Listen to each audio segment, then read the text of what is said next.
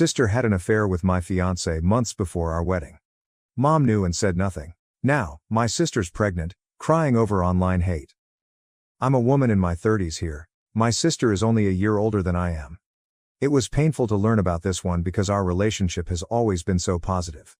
She could have as easily stabbed me in the heart.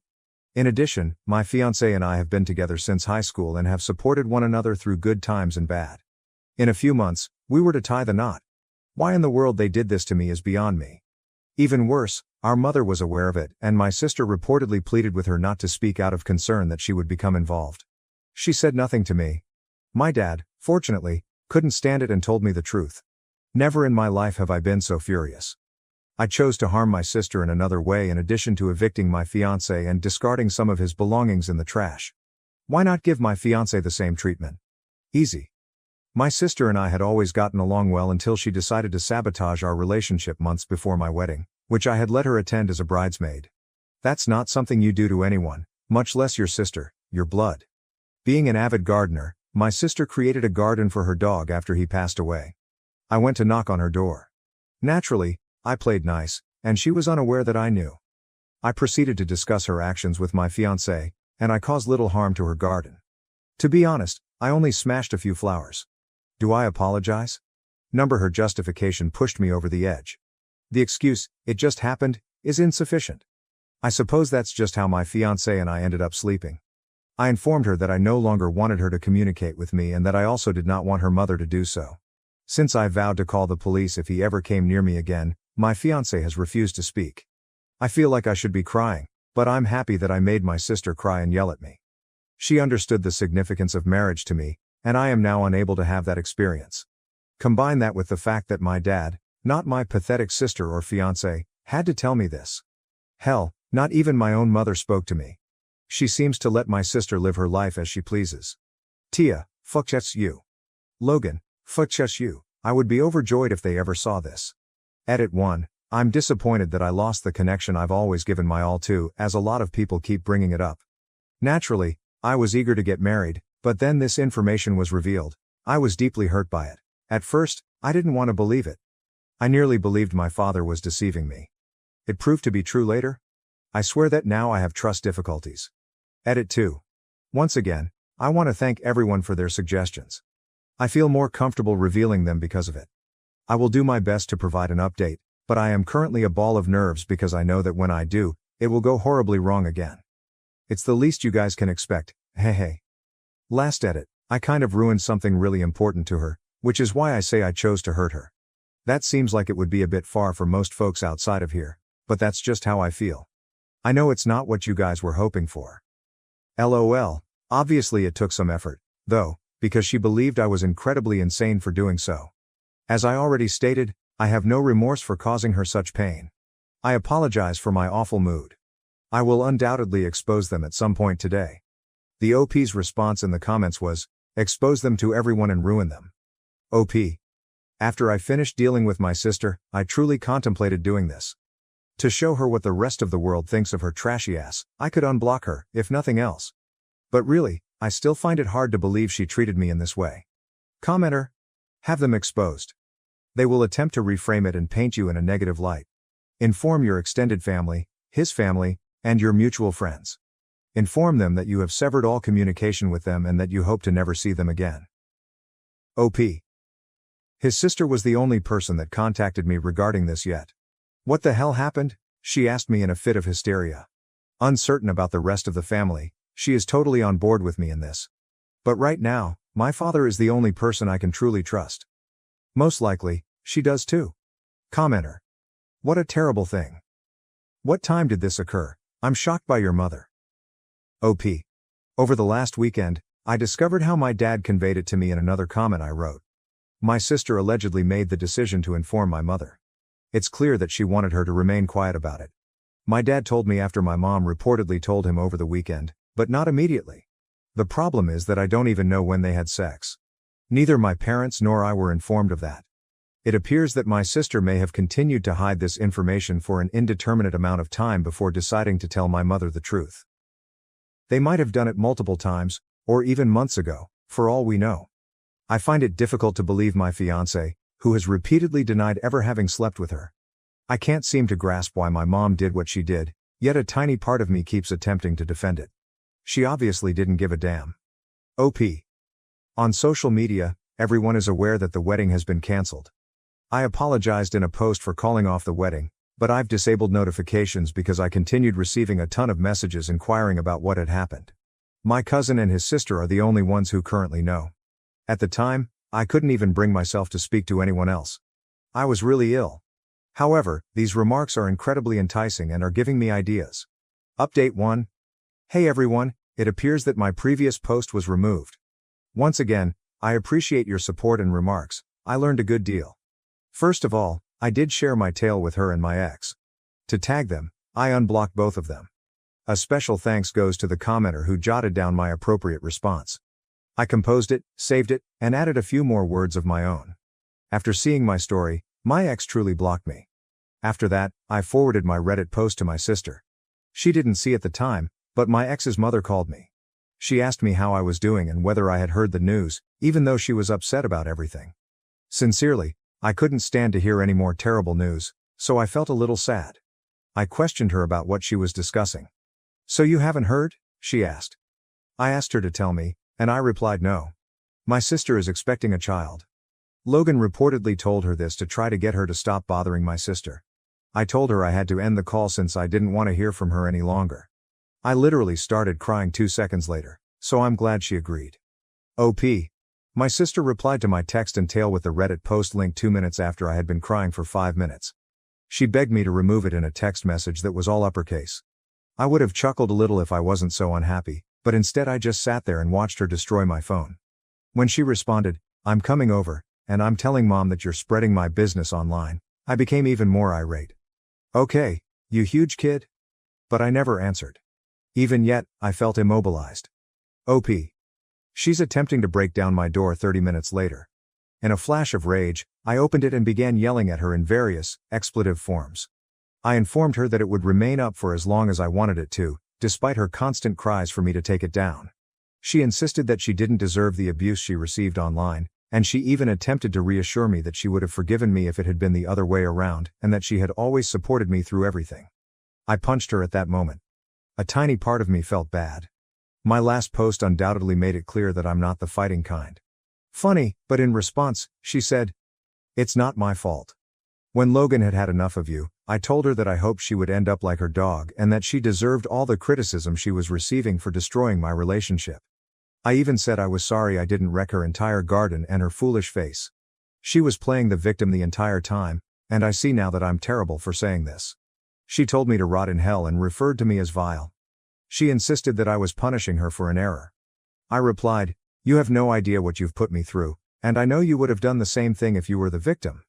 I had the audacity to punch her in the face and let strangers criticize her online, and she continued to cry and abuse me because all she had ever done was be there for me through everything. I told her that I didn't want her to speak to me ever again and that she deserved it. I'll call the police if she gets close to me. I refused to put up with her constant accusations that I was being incredibly unjust and that she apologized in her texts. I instructed her to let mom know that I wouldn't be speaking to her ever again. I urged her to go home and wished her luck with her unwanted child when she inquired if I was really going to cut her off like that.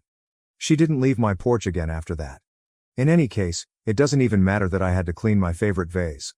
They're at least no longer in my life. But I'm feeling strangely depressed right now. I'll never feel the connection we shared again, but it's for my own good, damn it. Positively, I feel like I've escaped 2 gunshots. But once again, thank you everybody, perhaps I do require therapy. Last edit. My mother claims that my expletive sister is crying uncontrollably over cruel individuals on the internet, so my dad contacted me a short while ago and asked me to remove every post. Like I'm removing something.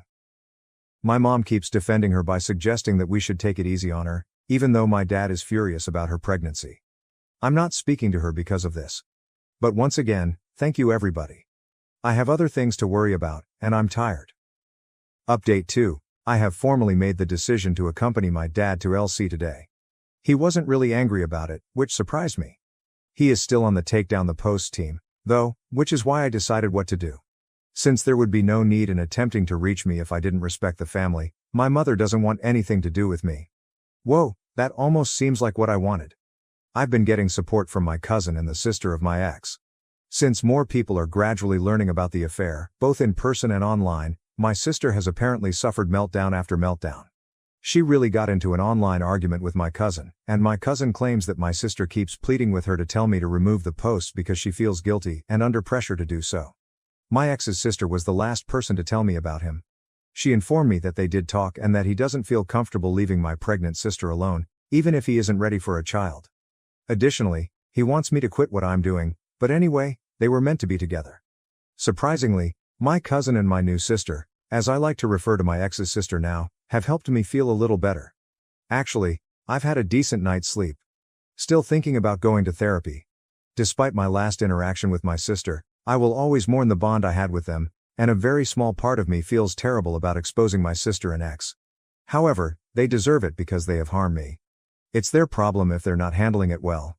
Once again, thank you everybody. Now to the next story, story 2. My parents kicked me out because of my sister. 6 years later, they're asking for help to support her and her 4 young children. I, 32F, am currently in charge of significant commercial development projects around New England as a successful architect at a prominent Boston firm. Nathan, a 34-year-old man who works as a project manager in sustainable development, is my fiancé. Our wedding is scheduled for the following year. On the surface, my life appears to be ideal. I have rewarding work, a wonderful relationship, and a lovely craftsman-style home that I designed extensive modifications for. However, I'm questioning everything because of a complex family situation that recently reached a breaking point. I must go into great depth about my family history in order for you to comprehend the current circumstance. I was raised in a Connecticut suburb in an upper-middle-class household. My mother, Phoebe, 56F, taught high school at a private school until she left 6 years ago, and my father, Richard, 58M, works as a corporate lawyer at a reputable business. Ashley, my younger sister, who is 30 degrees Fahrenheit, has always been the star of our family. Favoritism was evident from my earliest recollections, even if my parents would strongly dispute it if questioned. I received consecutive A's on my report card when I was 8 and Ashley was 6, and I was simply informed, "That's expected of you?" While Ashley received B's and was commended and brought out for ice cream because she was trying her best. Throughout our childhood, this trend persisted. Ashley's meager efforts were widely praised, while my accomplishments were anticipated and frequently disregarded. When I was 15, I recall one specific occurrence. I had been working on my design project for months, frequently staying up until 2 in the morning, in preparation for a national high school architectural competition. I received a minor scholarship as a result of placing second nationally. Ashley had an ordinary soccer match that day, so my parents didn't even make it to the award ceremony. "That's nice," they replied, barely taking their eyes off the TV as I brought my award home, before turning back to Ashley's dramatic account of how she nearly scored a goal. Even though my parents were clearly biased, I did well in school and in my personal life. I led multiple community service projects, kept a 4.0 GPA, and served as president of the student body. In the meantime, as Ashley approached adolescence, her actions became more alarming. When she began to slip out when I was 14, my parents told me to keep a better eye on her. She was caught stealing high-end makeup when she was 15, and they accused me of not providing her my allowance money even though she clearly needed it. The assumption that I should put Ashley's needs and interests ahead of my own was the most annoying aspect, not only the partiality. My part-time job at a local design firm, where I made coffee and filed papers, allowed me to save up $3,000 when I was 16. I intended to use it for a Columbia University summer architecture course. My parents, however, borrowed my cash to assist cover the repairs after Ashley, who wasn't supposed to be driving, smashed her boyfriend's car. They never fulfilled their commitment to reimburse me. I lost the chance to improve my college applications and the summer program opportunity. I was able to gain admission to a prominent architectural program in spite of these obstacles. In order to save money, my parents agreed to let me live at home while I was in college and to assist with my tuition. They wanted me around to assist handle Ashley, who was now in high school and becoming more disobedient by the day, so this wasn't totally selfless. I recall making several attempts to speak with Ashley about her actions. One exchange is particularly memorable. 3 months or so passed before everything collapsed. At 3 in the morning on a school night, I discovered her slinking back into the house. Assisting Ashley to climb through the window, I whispered, "Ashley, you need to be more careful. You're in your senior year, and colleges look at more than just grades." She retorted, "Stop trying to be mom. Just because your life is boring and all about buildings doesn't mean mine has to be." In hindsight, I ought to have anticipated this. Ashley spent a lot of time with Tyler, her 17-year-old ex-boyfriend, who was known for being trouble. My parents viewed everyone I dated with extreme mistrust, yet they were surprisingly lenient about their relationship. My mother accused me of being envious of Ashley's vibrant social life when I attempted to voice my concerns about Tyler.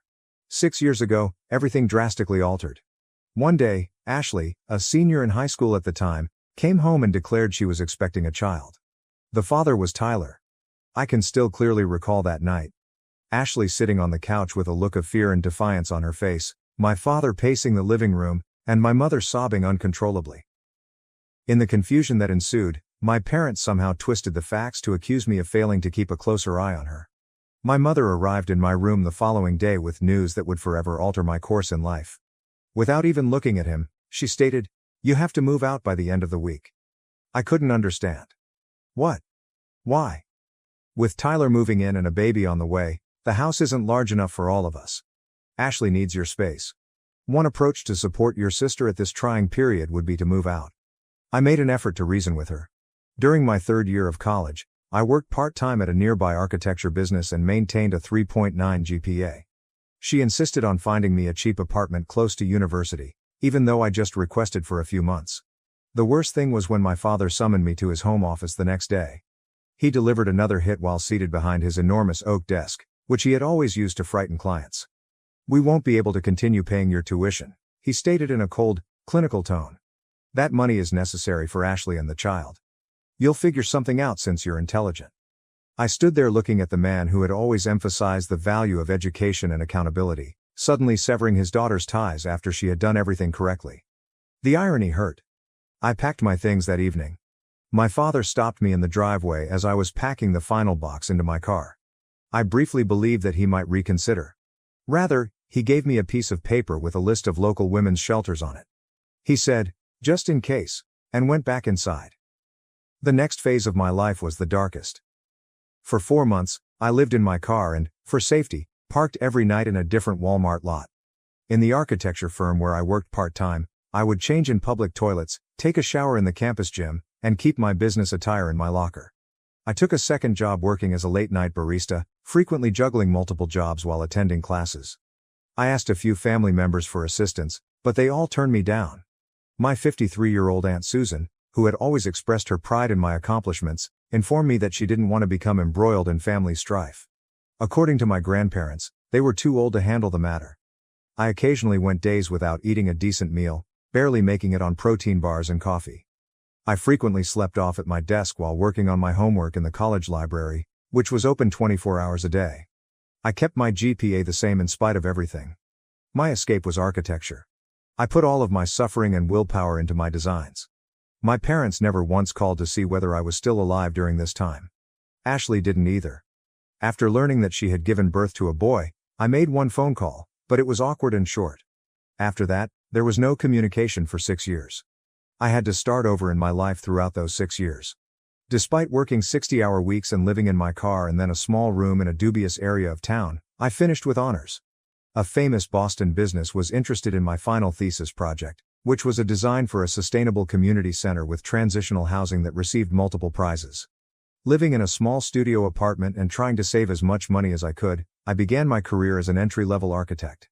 Every advancement was a triumph over my past. I was managing my own projects for 4 years. My area of expertise was sustainable commercial development, and I gained recognition for my creative ideas that put the needs of people and the environment first. 3 years ago, Nathan and I met at a seminar on sustainable development. During the Q&A portion of his presentation on green construction projects, I disputed one of his claims. He invited me to continue the conversation over coffee rather than becoming defensive. Dinner evolved from that coffee into the most wholesome and encouraging relationship I've ever experienced. Nathan is well aware of my background. He was present when I purchased my first home after getting expelled. When I signed the paperwork and broke down because I was so overcome by the fact that I finally had a place where no one could make me leave, he held me. He supported my idea to refurbish it and make it an environment that reflected all of my accomplishments over the years. Through mutual contacts, I occasionally learned tidbits about Ashley's life. Shortly after the birth of their baby, she wed Tyler, but the two of them split up after 6 months. By that time, she was expecting her second kid, but the father had entirely vanished after learning of the pregnancy. She had another kid with Marcus, the man she married 2 years later, but their marriage failed when she had an affair.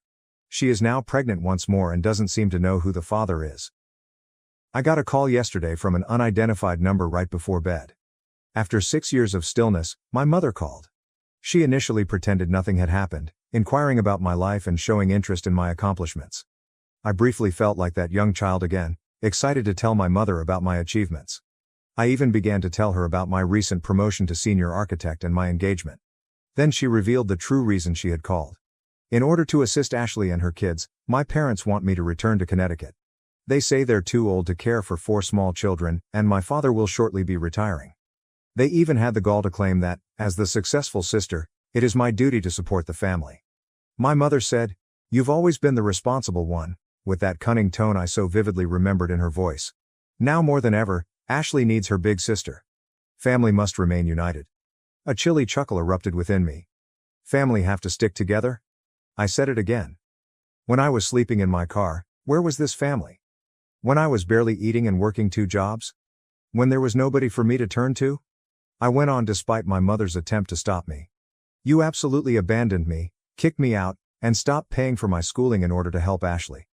You expect me to sacrifice my life, career, and relationship in order to clean up your mess once more now that she has continued to make bad decisions and you're sick of dealing with the fallout? I hung up after telling her that I would never again risk my life for Ashley. Since then, family members who turned down my request for assistance 6 years ago have been bombarding my phone with messages accusing me of being callous and asserting that family helps family. Nathan completely agrees with my decision to uphold my boundaries, but other people argue that since they are still family and retaliation won't mend old hurts, I should at least have a meeting with them. But this doesn't seem like vindictiveness to me. I saw it as defending the life I created on my own, after being deserted by those who were meant to keep me safe. Update 1. First of all, I want to thank everyone for their tremendous support and wisdom. My phone has been buzzing nonstop with messages from extended family members for the past 48 hours, which has been very taxing. The circumstances have changed in unexpected ways. My mother wrote me a long email detailing Ashley's children's daily problems, along with comprehensive pictures of my nieces and nephews. The oldest, who is currently in kindergarten, is exhibiting early behavioral problems. The second child's health issues necessitate regular medical care. Another is on the way, while the third is still a toddler. A communication from an old family friend who teaches at Ashley's old high school was what really got to me. She informed me that in order to pay for Ashley's costs and medical bills, my parents have been taking out loans.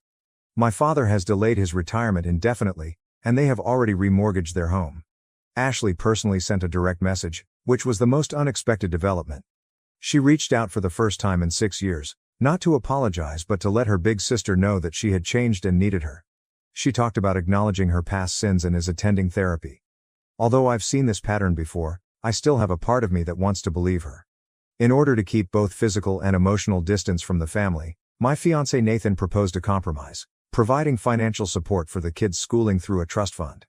It's an intriguing idea that would enable me to assist the defenseless kids without being embroiled in the family strife. All of this is still registering in my mind. Seeing those pictures of the children, who are innocent in all of this, has made me feel conflicted, even though my logical side knows I owe them nothing. When I make a choice about Nathan's suggestion, I'll provide another update. I need some time right now to process everything without having to deal with family pressure all the time. Update 2. Over the last 24 hours, everything has drastically changed. My mother called me in an emergency last night. Ashley had been involved in a severe vehicle accident. Another automobile ran a red light and collided with her car while she was driving alone. The situation was dire because she was pregnant. I got into my car and drove to Connecticut for 4 hours without giving it any thought. It felt unreal to enter that hospital. As he paced the corridor in his faded suit, my father appeared to be much older than his years. When she saw me, my mother lost it all. I hadn't actually seen them in person for 6 years. Although Ashley's injuries were not life-threatening because of the airbags, the doctors added, they had to perform an emergency C-section in order to save the baby. With a questionable prognosis, the premature baby is currently in the NICU. My biggest surprise was going back to the house I grew up in. I grudgingly complied with my parents' request that I remain rather than book a hotel. Entering my former room felt like entering a time portal. My old desk was still in its original condition, my architecture designs were still attached to the walls, and even my high school trophies were still neatly arranged. Everything was just as I had left it 6 years prior. Then it dawned on me that they hadn't actually converted my room into an area for Ashley. The whole needing the room pretext had been nothing more than a pretext. Another unanticipated emotional moment was meeting my nieces and nephews. I was astonished to hear Charlie, 6 million, the oldest, say, "Aunt Rebecca, I know you from the pictures." My parents had apparently informed them about their aunt, who constructs stunning structures, in spite of everything. After I assisted them in building a block tower, the smaller ones, Ava, 4F, and Lucas, 2M, who had been timid at first, quickly warmed up. After 3 days here, I'm learning new things that make my emotions even more complicated. I discovered a stack of unsent letters from my father while searching through some old documents for Ashley's insurance information. They were letters of apologies that he never mailed, all addressed to me and dated throughout the previous 6 years. Tears appeared to have soiled several of them. Yesterday, Nathan flew in to help me get through this. I became aware of how much these children deserve to be free from the chaos they were born into as I watched him engage with my nieces and nephew, using play to teach them basic engineering concepts. Ashley is still in and out of consciousness, but she is stable presently. The baby's condition is still dire. Although I've taken an emergency leave of absence, I have some important project deadlines to attend to in Boston next week. How I feel about things is still a mystery to me. My fury is still there, but it's mixed up with other feelings I can't quite put my finger on. The youngsters who somehow know about me, the preserved chamber, and the unsent letters are all making me rethink how I perceive the previous 6 years. I have to return to the hospital right now to get an update on the baby's health. Next week, when I return to Boston, I will write more. I'm just attempting to live day by day for the time being. Update 3. After spending another week in Connecticut, this time with Nathan, I just got back to Boston. It was a complex experience. Ashley asked me to invite him expressly because she wanted to meet the person who makes her sister happy. The dynamics were revealing and unpleasant. I made a startling discovery while we were there. I discovered years' worth of Ashley's treatment records while assisting my mother with organizing some medical paperwork. My parents never disclosed to me that she had been dealing with bipolar disorder since she was in her teens. Manic episodes occurred at the same time as the numerous pregnancies and relationship problems. This information adds another level of complexity to the process, but it does not justify the way they treated me. The most pivotal event occurred when I spoke with Ashley privately in her hospital room. She was more lucid than I had seen her in years, most likely as a result of taking her medications as prescribed following the accident. She acknowledged that, even in high school, she had envied my success and security. "You made everything look so easy," she stated. And I felt like the family disappointment in comparison. Neither of us missed the irony. Nathan's presence proved to be quite important. I was too deeply invested to notice what he saw. One evening at supper, he pointed out that my father was unable to look me in the eye, displaying signals of intense embarrassment instead of the apathy I had always imagined. Additionally, he saw my mother's tense tendency to begin statements and then stop them quickly, seemingly out of fear of saying the wrong thing. The children now play a big role in my emotional equation.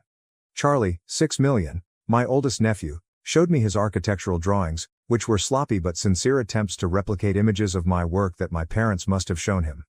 When the younger ones, Ava, 4F, and Lucas, 2M, begin referring to Nathan as uncle, it has a deeper impact on him than he anticipated. The infant will need to remain in the NICU for at least another month, although her condition has stabilized. My parents have been sleeping in the waiting area on shifts, refusing to leave their grandchildren alone, according to a nurse who spoke to us during one of our hospital stays. They appear emotionally and physically worn out. I've made some sensible choices. A family therapist with expertise in intergenerational trauma is what I'm setting up. I've also discussed working remotely for a few days every month with my company. I haven't changed my mind about returning to Connecticut though. I now live and work in Boston.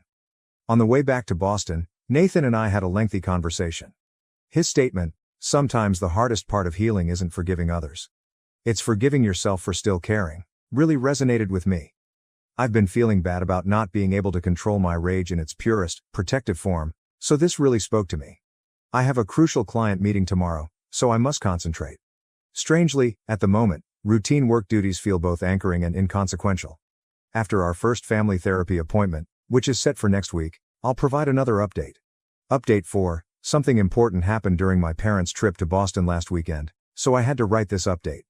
You read correctly. They traveled to Boston ostensibly to talk about important issues pertaining to the family situation. I initially consented to meet them in a neutral setting, a peaceful cafe close to the public garden.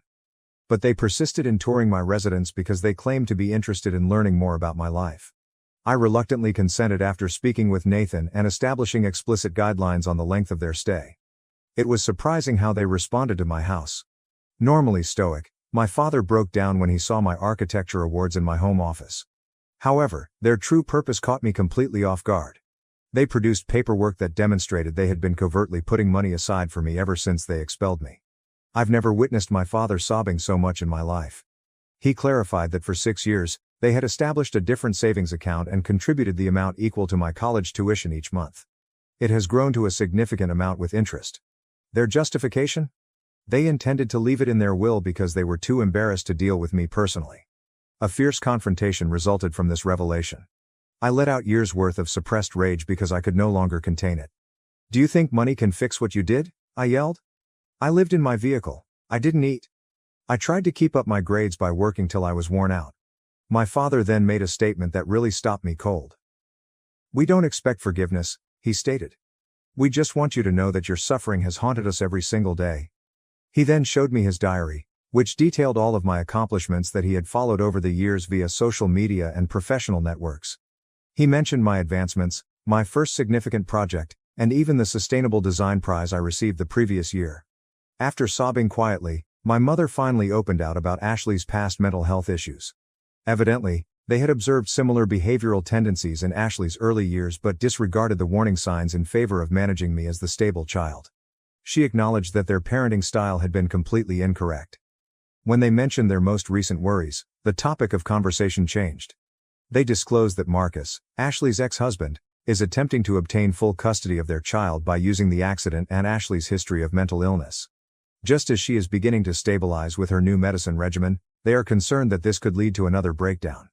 This is when the situation becomes complex. I'm no longer being asked to relocate back.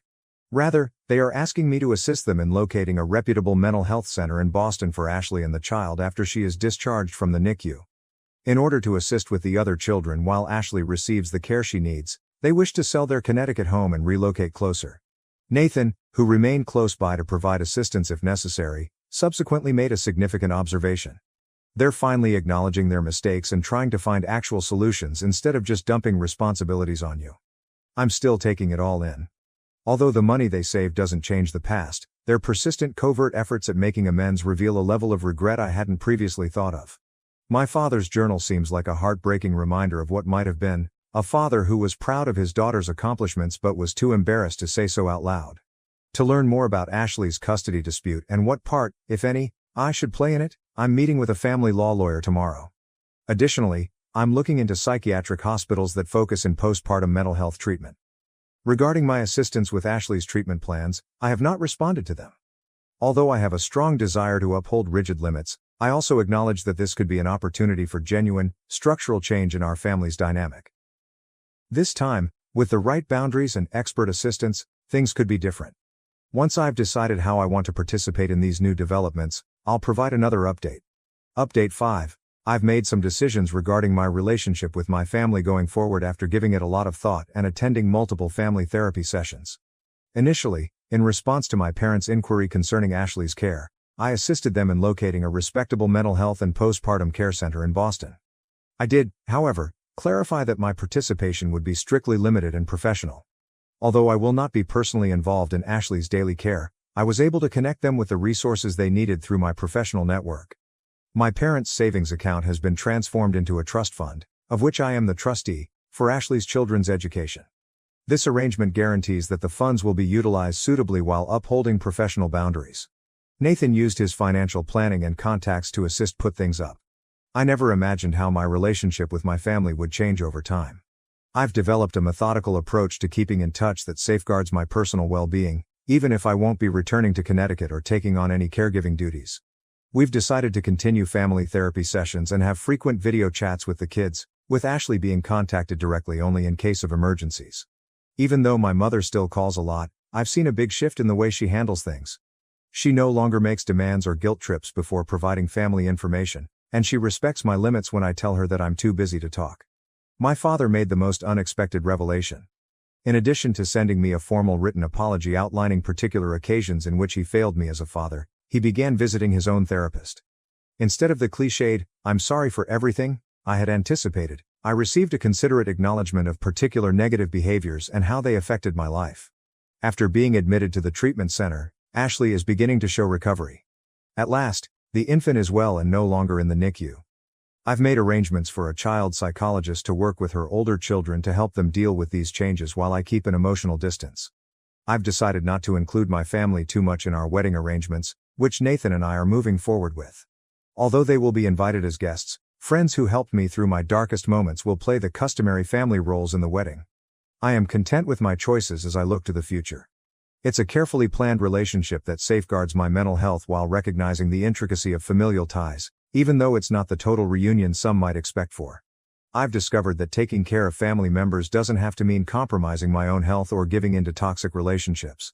There isn't a tidy, happy ending to my story where everything is forgiven and forgotten. Rather, it ends realistically, with relationships being reframed on better terms, professional assistance being sought, and boundaries being upheld. That's the best we can do at times, and that's acceptable. My last update will be this one. We are grateful to everyone who helped and counseled us along the way. I was able to strike a balance between self-preservation and compassion because of your ideas. Now to the next story, Story 3. I found out my boyfriend and sister were secretly dating. I decided to get revenge and make them pay for how they treated me. Life has a tendency of delivering unexpected turns, don't you think? I never imagined that I'd be here sharing my heart with strangers online. Up until a month ago, I believed I had everything figured out. I'm a 48-year-old woman who lives in New York City. In addition to having a close-knit family and a loving boyfriend, I was the vice president of a prosperous advertising agency. Right now, nothing is certain to me now. It all began on what appeared to be a typical Tuesday. When I realized I had left my USB drive at home, I was in a hurry to attend to a crucial customer appointment. Not a huge thing, is it? I requested my sister Sarah, 44F, who was spending the week with us, to email me the files when I contacted her. I had no idea how much one small request would rock my world. My heart stopped when I opened Sarah's email. I was staring at private messages between her and my boyfriend, Tom, 45 megabytes, rather than my job files. I initially assumed it was some sort of twisted prank. But the terrible reality dawned on me as I read through the innumerable conversations. For the previous 6 months, my sister and my boyfriend had been having an affair. I had the feeling that I would get sick. I could hardly grasp my phone since my hands were shaking so much. In the hope that I was misinterpreting those messages, I must have read them a dozen times. However, everything was in black and white, including the inside jokes, the flirty banter, and the in-depth accounts of their covert meetings. How I handled that client encounter is beyond me. With my mind spinning from everything I had learned, I was operating automatically. I hurried home as soon as it was over, resolved to face Tom. He was sitting on the couch watching TV as if nothing were wrong when I stormed into our flat. My blood boiled at the sight of him, so careless and uninformed. "How long?" I threw my phone at him and demanded it. After a little period of confusion, his face became pale as he came to terms with what I had witnessed. He stammered, I don't know what you're talking about," but I could see the remorse on his face. "Don't lie to me, Tom," I spit out. "I noticed the messages. Sarah and you. For what duration has this been occurring?" He initially made an effort to deny it, but as I recounted passages from their conversations, he broke down. He finally said, 6 months, in a voice that was almost audible above a whisper. "It simply occurred. We didn't intend for it to," he said, but I interrupted. I didn't want to listen to his justifications. 6 months. A half year of deceit and treachery. He was with my sister when I was working late, assuming he was watching TV at home. I became physically nauseated at the prospect. I said, "Get out," my voice trembling with hurt and rage. "I don't ever want to see you again." Tom remained silent. I was left alone in the apartment we had shared for the previous 2 years after he took a few items and departed. I started crying as soon as he left. I wept till my eyes were dry. After that, I sat there feeling empty and numb. How could they harm me like this? Since I was a young child, Sarah has been my best friend and sister. Growing up, we had shared everything, dreams, clothes, and secrets. What about Tom? He seemed like the one to me. We discussed getting married and creating a future together. Everything felt like a lie now. I gave Sarah a call the following day. To comprehend why she would betray me in this way, I wanted to hear it directly from her. I could tell she already knew when her face showed up on my screen. She appeared as though she hadn't slept because of her swollen, red eyes. she began. I'm so sorry. But I interrupted her. Why? With a chilly tone, I inquired. Why would you harm me in this way? As she attempted to explain, Sarah broke down and started crying. She sobbed. I didn't mean for it to happen. Tom and I simply clicked. I believe I'm in love with him, but I know that's no justification. Her remark struck me like a blow to the body. Are you in love with him? In love with my boyfriend, my own sister? In my stomach, it was like a knife twisting. Feeling more alone than ever, I hung up the phone without saying anything else. I contacted our parents, John, 55 million, and Mary, 53 feet, since I wanted to talk to someone in order to make sense of this mess. I believed that they would be sympathetic and supportive, and that they would be outraged on my behalf. Rather, their response made me feel even more deceived. My mom said, "Oh honey," after I told them everything. "Sarah probably didn't mean to cause you any harm. You are aware of her tendency toward impulsivity." What I was hearing was unbelievable. Didn't intend to cause me pain. She spent 6 months having sex with my boyfriend. Now, my father added. Let's not rush things. The most essential thing is family. If you all get together and have a conversation, I'm confident you can resolve this. Figure this out. Were they sincere? How could I simply forgive and go on from something like this? They obviously cared more about maintaining order than they did about my feelings. On top of everything else, their response felt like yet another betrayal.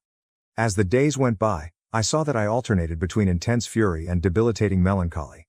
I was unable to eat or sleep. Every time I closed my eyes, I saw Tom and Sarah smiling together over their deception of me. My thoughts were consumed by the betrayal. I wasn't interested in playing happy families, but my parents kept calling to attempt to set up a family gathering to sort things out. How could I ever have faith in Tom or Sarah again? Knowing what my sister had done, how could I sit across from her at the dinner table? Something inside of me exploded during one of these phone conversations with my mother. When I cut her off, she was rambling on about forgiving others and moving on. No, I firmly answered. I won't act like everything is fine. They cannot be forgiven for what they did. But it's not healthy to hold on to anger, sweetie, she objected. You must. I need my family to realize how much I'm hurting, I interrupt. But I'm done because it's obvious that won't happen. I've had enough of Sarah. I've had enough of Tom. And this is the end of our talk. With my heart pounding, I hung up. I had clarity for the first time since this whole nightmare started. I had had enough of being the victim.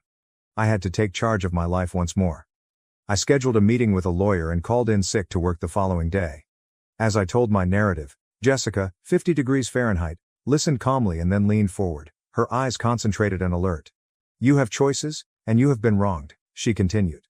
Given your professional relationship with Tom, we can investigate this from a number of perspectives, including emotional distress, breach of trust, and potentially even workplace harassment. I sensed hope, something I hadn't felt in weeks, as Jessica outlined possible tactics. Hope for justice, not for forgiveness or reconciliation. I wish I could transform this suffering into something strong. How about Sarah? I inquired. Is there anything we can do to stop her involvement? Jessica gave a slow nod. Even though dealing with family members is more difficult, there are still options available to us. We can at least make sure that any assets that the family may have in common are safeguarded. That afternoon, as I walked out of Jessica's office, my head was buzzing with potential solutions. I had a sense of direction and purpose for the first time since I found out about the affair. I was no longer only a victim. I was a lady with a purpose. I took a seat at my computer that evening and began planning. I started by making a list of all the things I wanted to do. I wanted to protect my financial future, reveal Tom's unethical behavior at work, make sure Sarah was held accountable for her activities, and demonstrate to my parents that I wouldn't be coerced or held responsible. I felt an increasing sensation of empowerment as I typed. I had indeed been harmed, I had indeed been deceived. However, I refused to let that define who I was. Rather, I was going to turn this suffering into motivation to start a new phase of my life. I was aware that the path ahead would not be simple. There would be more conflicts and challenging discussions. It's possible that my family won't comprehend or agree with my choices. But I felt strong for the first time in weeks. I was resolved. I made the decision to return to work tomorrow. I would take a proud stance and begin implementing my goals. Sarah and Tom believed they could treat me badly and yet get away with it. My parents believed they could use guilt to get me to ignore everything. They were all going to find out how mistaken they were. I noticed myself in the mirror as I shut down my laptop and prepared for bed. The devastated, deceived victim I had been for the previous 2 weeks was not the lady staring back at me. She was prepared to face any obstacles because she was a fighter. I said in a whisper to my reflection, "Watch out, world. I'm returning stronger than before." For the first time since this whole experience started, I felt completely at peace as I turned off the light and went to bed. I was eager to begin the first day of my new life, which was tomorrow. I'm going to talk to you now, Reddit. Have any of you had a similar situation? How did you respond to it? And how do you feel about my revenge plan? Is it excessive, or is my desire to hold them all accountable for their actions justified? As I start my new path, I would value any guidance or assistance you might provide. Update 1. 2 weeks have passed since my last post, and I would like to express my gratitude to everyone for their guidance and encouragement. Your remarks have been a lifesaver for me at this trying time. I'll give you an update because a lot has happened. The revenge strategy comes first. After speaking with my attorney, Jessica, I made the decision to act in several ways. First, we filed a formal complaint about Tom's inappropriate connection with me and his following romance with my sister with his human resources department. Considering that we are in the same industry, it was a risky move, but I couldn't allow him to get away with it. The reaction was prompt. While an inquiry was conducted, Tom was put on administrative leave. I'll admit that I felt a little satisfied as I watched him being led from the premises with a box of personal belongings. However, it didn't last long. I was struck hard by the fact that my private life was now being used as fodder for office rumors. My personal role at work has grown more complex. Even though my supervisors have been encouraging, I can sense the sidelong stares and whispered discussions that end when I walk into a room. It's obvious that people are curious about my level of knowledge, my anticipated length of stay, and my stability in managing large accounts. In an effort to demonstrate that my personal drama won't impact my professional performance, I've poured myself into my work. Things have gotten worse on the family front. Do you recall how my parents pushed for a family gathering to work things out? It was a catastrophe, but it did happen. A quiet room in a downtown restaurant served as our neutral meeting spot. My blood pressure shot up the moment I went in and saw Sarah sitting there, looking anxious yet somehow defiant. Naturally, my parents were also present, serving as mediators. My father started by saying, "Girls, we're here to talk this out like adults. Until our family decides how to proceed, nobody is going anywhere." I couldn't contain my laughter. "Go ahead? Are you serious? There is no way to move past this." Sarah's voice trembled as she spoke. "I am aware that what I did was improper. I sincerely apologize. However, shouldn't we at least attempt to resolve this?" With a mixture of anger and incredulity, I turned to face her. "Resolve this? You spent 6 months having sex with my partner. Day after day, you deceived me. What do you want to do now? Pretend it never occurred and give it a hug." "She's not saying that," my mother interrupted. "As a family, we simply want to figure out how to get better. You two have always had a tight relationship." I corrected her, saying, "We're close. Tense in the past. And who is to blame for that?" From there, the discussion took a different turn. My parents begged, Sarah wept, and I felt numb. It was obvious that they all expected me to put family unity ahead of my personal sentiments and to finally forgive and move on. I had had enough guilt-tripping and pointless discussions after an hour.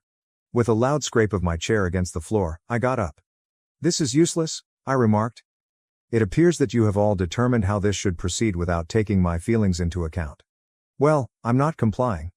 I'm finished." I heard my mother calling after me as I left, but I chose not to turn around. I disabled their social media accounts and phone numbers that evening. Although it was a bold step, I needed time to recover from their unrelenting pressure. Things took an intriguing turn on the Tom front. He contacted me a few days after he was placed on leave, asking me to withdraw my complaint to HR rather than offering an apology or pleading for my forgiveness. He begged over the phone that this may destroy his career. "Can't we deal with this in private?" His boldness astounded me. "Take this in private? Similar to how you and Sarah had your 6-month clandestine affair." He was bold enough to sound angry. "That isn't the same, we're talking about my livelihood here." I retorted icily, "You ought to have considered that before you chose to sleep with my sister. Tom, actions have repercussions. You need to face yours now." I experienced a range of feelings once I hung up. Hearing the desperation in his voice and knowing that he was finally being held accountable for his acts made me feel a certain amount of satisfaction. However, I was also worn out from the drama and the continual reminders of their treachery. At that point, I decided. I required a change, a new beginning. I started researching employment prospects in other cities. The idea of uprooting my life was both thrilling and horrifying, but the more I considered it, the more it seemed right. With a Seattle boutique agency, I discovered a good lead. Following a round of interviews, they offered me an offer after being impressed by my experience and portfolio. Although it was a lateral transfer in terms of employment, the opportunity to reinvent myself and the change of environment were invaluable. My supervisor was sympathetic but obviously unhappy when I gave notice at work. He questioned, "Are you certain about this? Here, you've established a solid career. Don't allow personal problems to pull you away." I was grateful for his care, but I had already made up my mind. "I'm positive," I assured him. "I need to start over on both a personal and professional level." I was shocked by how many coworkers contacted me to offer their support when word circulated about my upcoming leave. Many of them talked about how they overcame personal obstacles and changed their identities in the middle of their careers. Their words of support made me more determined. I've been going to a therapist to help me process everything in the middle of this. I have benefited greatly from Dr. Larson's 58 degrees Fahrenheit assistance in processing my anguish and anger. She has assisted me in seeing that, although my emotions are true, I must not allow them to control me. During one session, she informed me that while seeking revenge may feel good at the time, it won't make your grief go away. Living a good life and going on is the best form of retaliation. I'm making an effort to heed her advice and concentrate on creating my new life rather than destroying my previous one. It's not always simple, and sometimes I still feel like my wrath will get the better of me. But I'm getting better. As I get ready to relocate to Seattle and pack up my apartment, I'm thinking about how much has changed in only a few short weeks. My sister, my partner, and, in a sense, my parents have all passed away. However, I've also developed a new feeling of self, a resolve I was unaware I had. I am aware that the path ahead will not be simple. It's intimidating to start anew in a new city and start my life over from scratch. But I'm looking forward to the future for the first time in a long time. I'm interested to see who I'll develop into once I'm not burdened by expectations from my family or betrayal. I hear those who told me to forgive, move on, and take the high road. I no longer seek retribution for its own sake. Yes, I'm working for justice, but more than that, I'm working for my own happiness and mental health. So, Reddit, that's the current situation. I'm going to start a new chapter in my life, putting the hurt and treachery behind me. Although I'm anxious, thrilled, and a bit afraid, I'm primarily proud of myself for taking charge of my life. I appreciate all of your help and guidance. You have no idea how much it has meant. After I'm settled in Seattle, I'll provide another update. Good luck to me. Update 2. 3 months have passed since my last post, and I'm writing this from my new Seattle apartment with a view of Puget Sound. Every day, the view reminds me of my progress. It's exciting and scary to move to a new city in your late 40s. Although everything is new, there is a certain liberation that comes with not knowing. Nobody here is aware of my past, my suffering, or my guilt. Whoever I want to be, I can be. In the best way conceivable, my new position at the boutique agency has been demanding. I'm taking on multiple roles because the team is smaller. I've had to learn new talents and step outside of my comfort zone as a result. I am gradually forming new friendships. It's a start, even though it's not as good as the close relationships I had in New York. Let's move on to the fallout from my revenge plan. I place that in quotes because, in retrospect, it was more about justice and taking back control of my life than it was about getting even. In the end, Tom lost his job due to professional misconduct. A history of inappropriate behavior with other coworkers was also discovered during the HR probe. My old employer called me and thanked me for coming forward and apologized for not detecting Tom's actions sooner. The repercussions for Sarah have been less professional and more personal.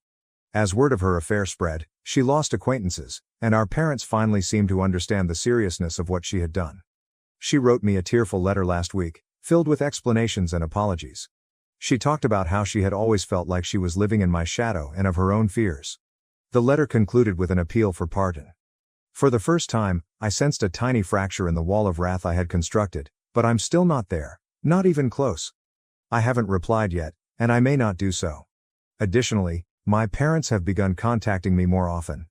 Instead of advocating for reconciliation, they have been helping me adjust to my new life.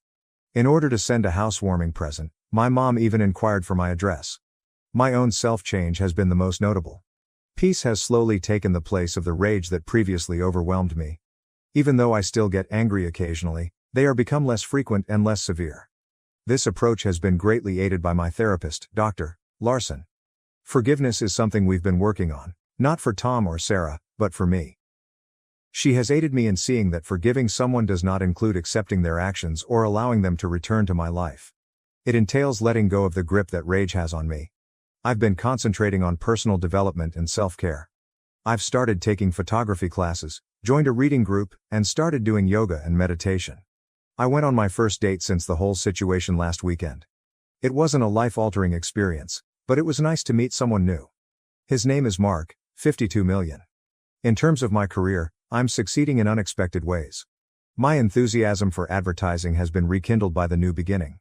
I presented a campaign that challenged convention last week. We got the account because the client thought it was fantastic. It served as a potent reminder of my value on both a personal and professional level. There have also been difficulties. There are days when loneliness is too much to bear. I long for the comforts of my former existence. Sometimes I wonder why I choose to move away from everything. But then I think back to where I was only a few months ago. Angry, damaged, and caught in a vicious cycle of betrayal and suffering. I know I made the right decision when I consider how far I've come. I want those of you experiencing similar difficulties to know that there is hope. You'll make it through this. You'll discover a strength you never knew you had, and you'll emerge from the experience stronger and wiser, if not unscathed. I have a long way to go. I'm still recovering, learning, and developing. But I'm looking forward to the future for the first time in a long time. What occurred to me no longer defines me. Instead, what I decide to do next does. Reddit, I appreciate you joining me on this adventure. Some of my darkest moments have been illuminated by your encouragement. Although I have no idea what the future will bring, I am certain that I am prepared to meet it head on. When there are noteworthy developments, I'll provide another update. I'll stay here in Seattle until then, appreciating fresh starts and second chances as I watch the sunset over the Sound. Update 3, the adage, revenge is a dish best served cold, has never felt more fitting as it does now, 6 months after my last update. I've been quite busy, and now my well-planned outcomes are finally materializing. Let's start by discussing Tom. Do you recall his dismissal from our previous employer? But that was only the start. I've been methodically damaging his industry-wide professional reputation. How? Thanks to former coworkers who owed me favors, I was able to produce an anonymous blog post that detailed his misbehavior and included censored evidence from our HR department. In the world of advertising, the blog gained a lot of popularity, but I continued. Posing as a headhunter, I created a phony LinkedIn profile and contacted Tom, promising him interviews at prominent agencies. Naturally, my pals who are actors staged these interviews. Tom would arrive, wait for hours, and then be informed that the interview was not planned. This occurred 5 times before he realized what was going on. Last week was the coup de grace. Using some cunning, I managed to get Tom invited to participate in a large advertising conference. This, he believed, was his opportunity to turn his life around. He was unaware that I had positioned multiple persons in the crowd. They questioned him sharply about his prior misbehavior when it came time for Q&A. After stumbling and perspiring, Tom bounded off the stage. Since the video became public, there's no longer any prospect that he will be able to recover his career. Let's go on to Sarah. With that heartfelt letter, my darling sister believed she might slither her way back into my favor. I chose to let my deeds speak louder than my words rather than answer. I employed an excellent PI to investigate her past, and they found a wealth of information.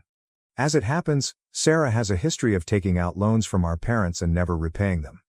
I submitted our parents a thorough report that included dates and amounts for each of these loans. They were, to put it mildly, shocked.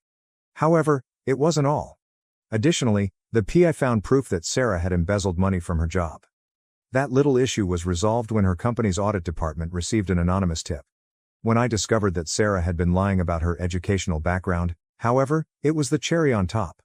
Although she stated on her resume that she had completed her degree, she never did. After making a brief phone call to her human resources department, Sarah was declared unemployed and unemployable. Our parents, on the other hand, at last realized the truth. To supposedly clear the air, I called a family gathering.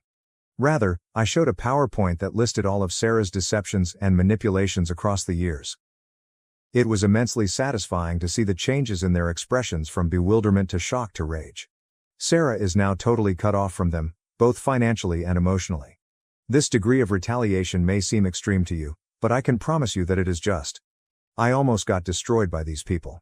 They attempted to gaslight me into forgiveness, abused my confidence, and diminished my sense of value. Forgiveness is not an option. Despite everything, I've been doing well in Seattle. My new position? I currently lead a boutique agency as its CEO. As it turns out, the owner wanted to retire, and I made him an irresistible offer. It was worthwhile even if I had to spend a sizable portion of my savings. Now, I have the authority to ban Tom and Sarah from a whole industry. My personal life has also changed in an intriguing way. Do you recall the architect, Mark? He has his own spiteful streak, it turns out. He offered some inventive ways to make his ex-wife's life miserable when she cheated on him. We are now allies in life and retaliation. Being with someone who sympathizes with my suffering and encourages me to take action is thrilling.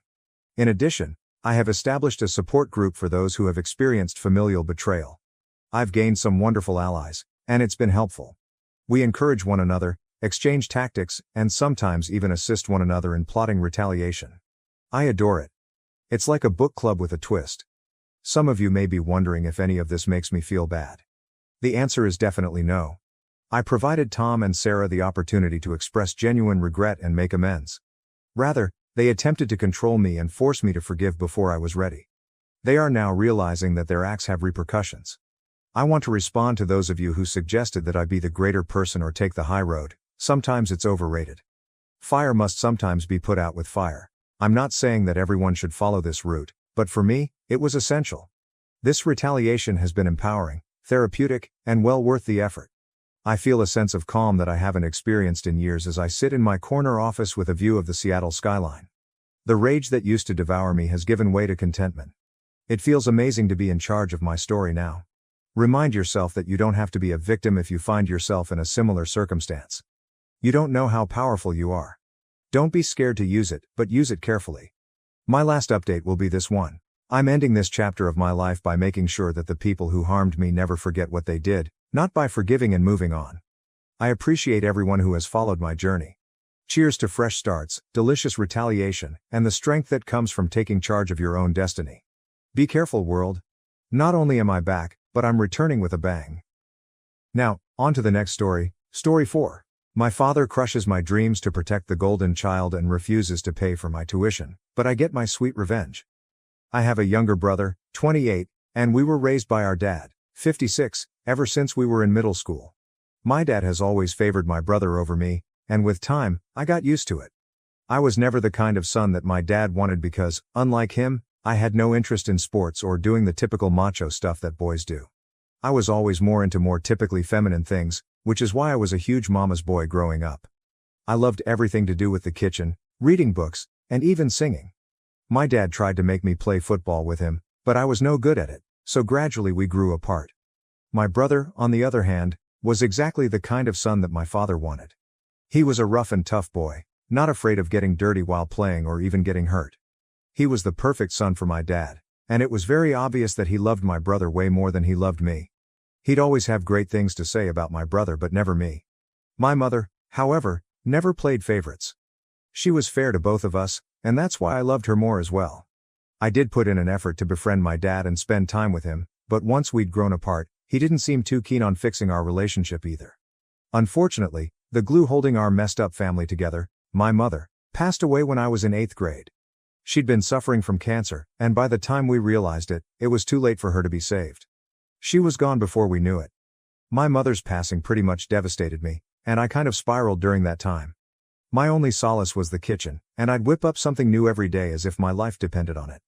My mother was a great cook, and she'd tell me often that had she not been forced into taking over her dad's business, she probably would have become a chef. So cooking was the only thing that brought me any comfort, since my dad and brother were no help in dealing with my feelings.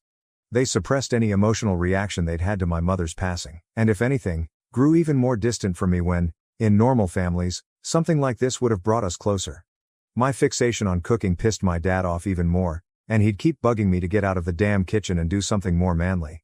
One day, when he'd had enough, he even told me that if he saw me in the kitchen again, he'd make me do all the other household chores as well.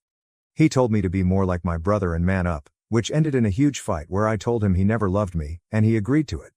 It was finally out in the open, and I guess it was pretty much the last day that my father and I spoke to each other so openly, because after that, I stopped trying to win him over altogether, and he didn't seem to care about it either.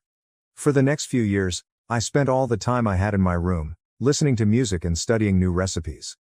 I was determined to make this whole chef thing work out, not just for myself, but also for my mother. Meanwhile, my dad and I only spoke when it was absolutely necessary. My brother didn't care about me much either and ignored me, just like our dad did. So after my mom passed away, I basically had nobody I could count on. Finally, when it was time for me to apply to colleges, I decided to apply to a few of the top culinary schools as well as normal colleges, so that I'd at least have a shot. I didn't know if my dad would agree to it, but I had to try. At the very least, I'd already interned at a restaurant secretly that summer and had some experience. I had even managed to make them write a recommendation letter for me, which helped greatly. I ended up getting accepted into several of the schools I had applied to, including one of the best, which just so happened to be in France. I was thrilled that this was finally happening for me, but I was equally nervous since this would mean having to ask my dad for permission. I'd already made up my mind to beg him to let me go if he seemed reluctant, because I just absolutely had to make this happen for myself.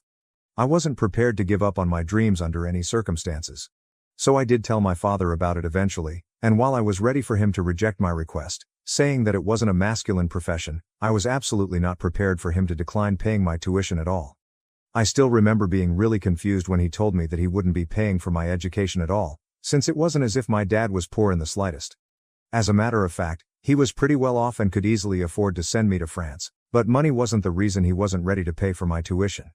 It was the fact that if I went to France and joined such a reputable school, it would make my younger brother feel insecure.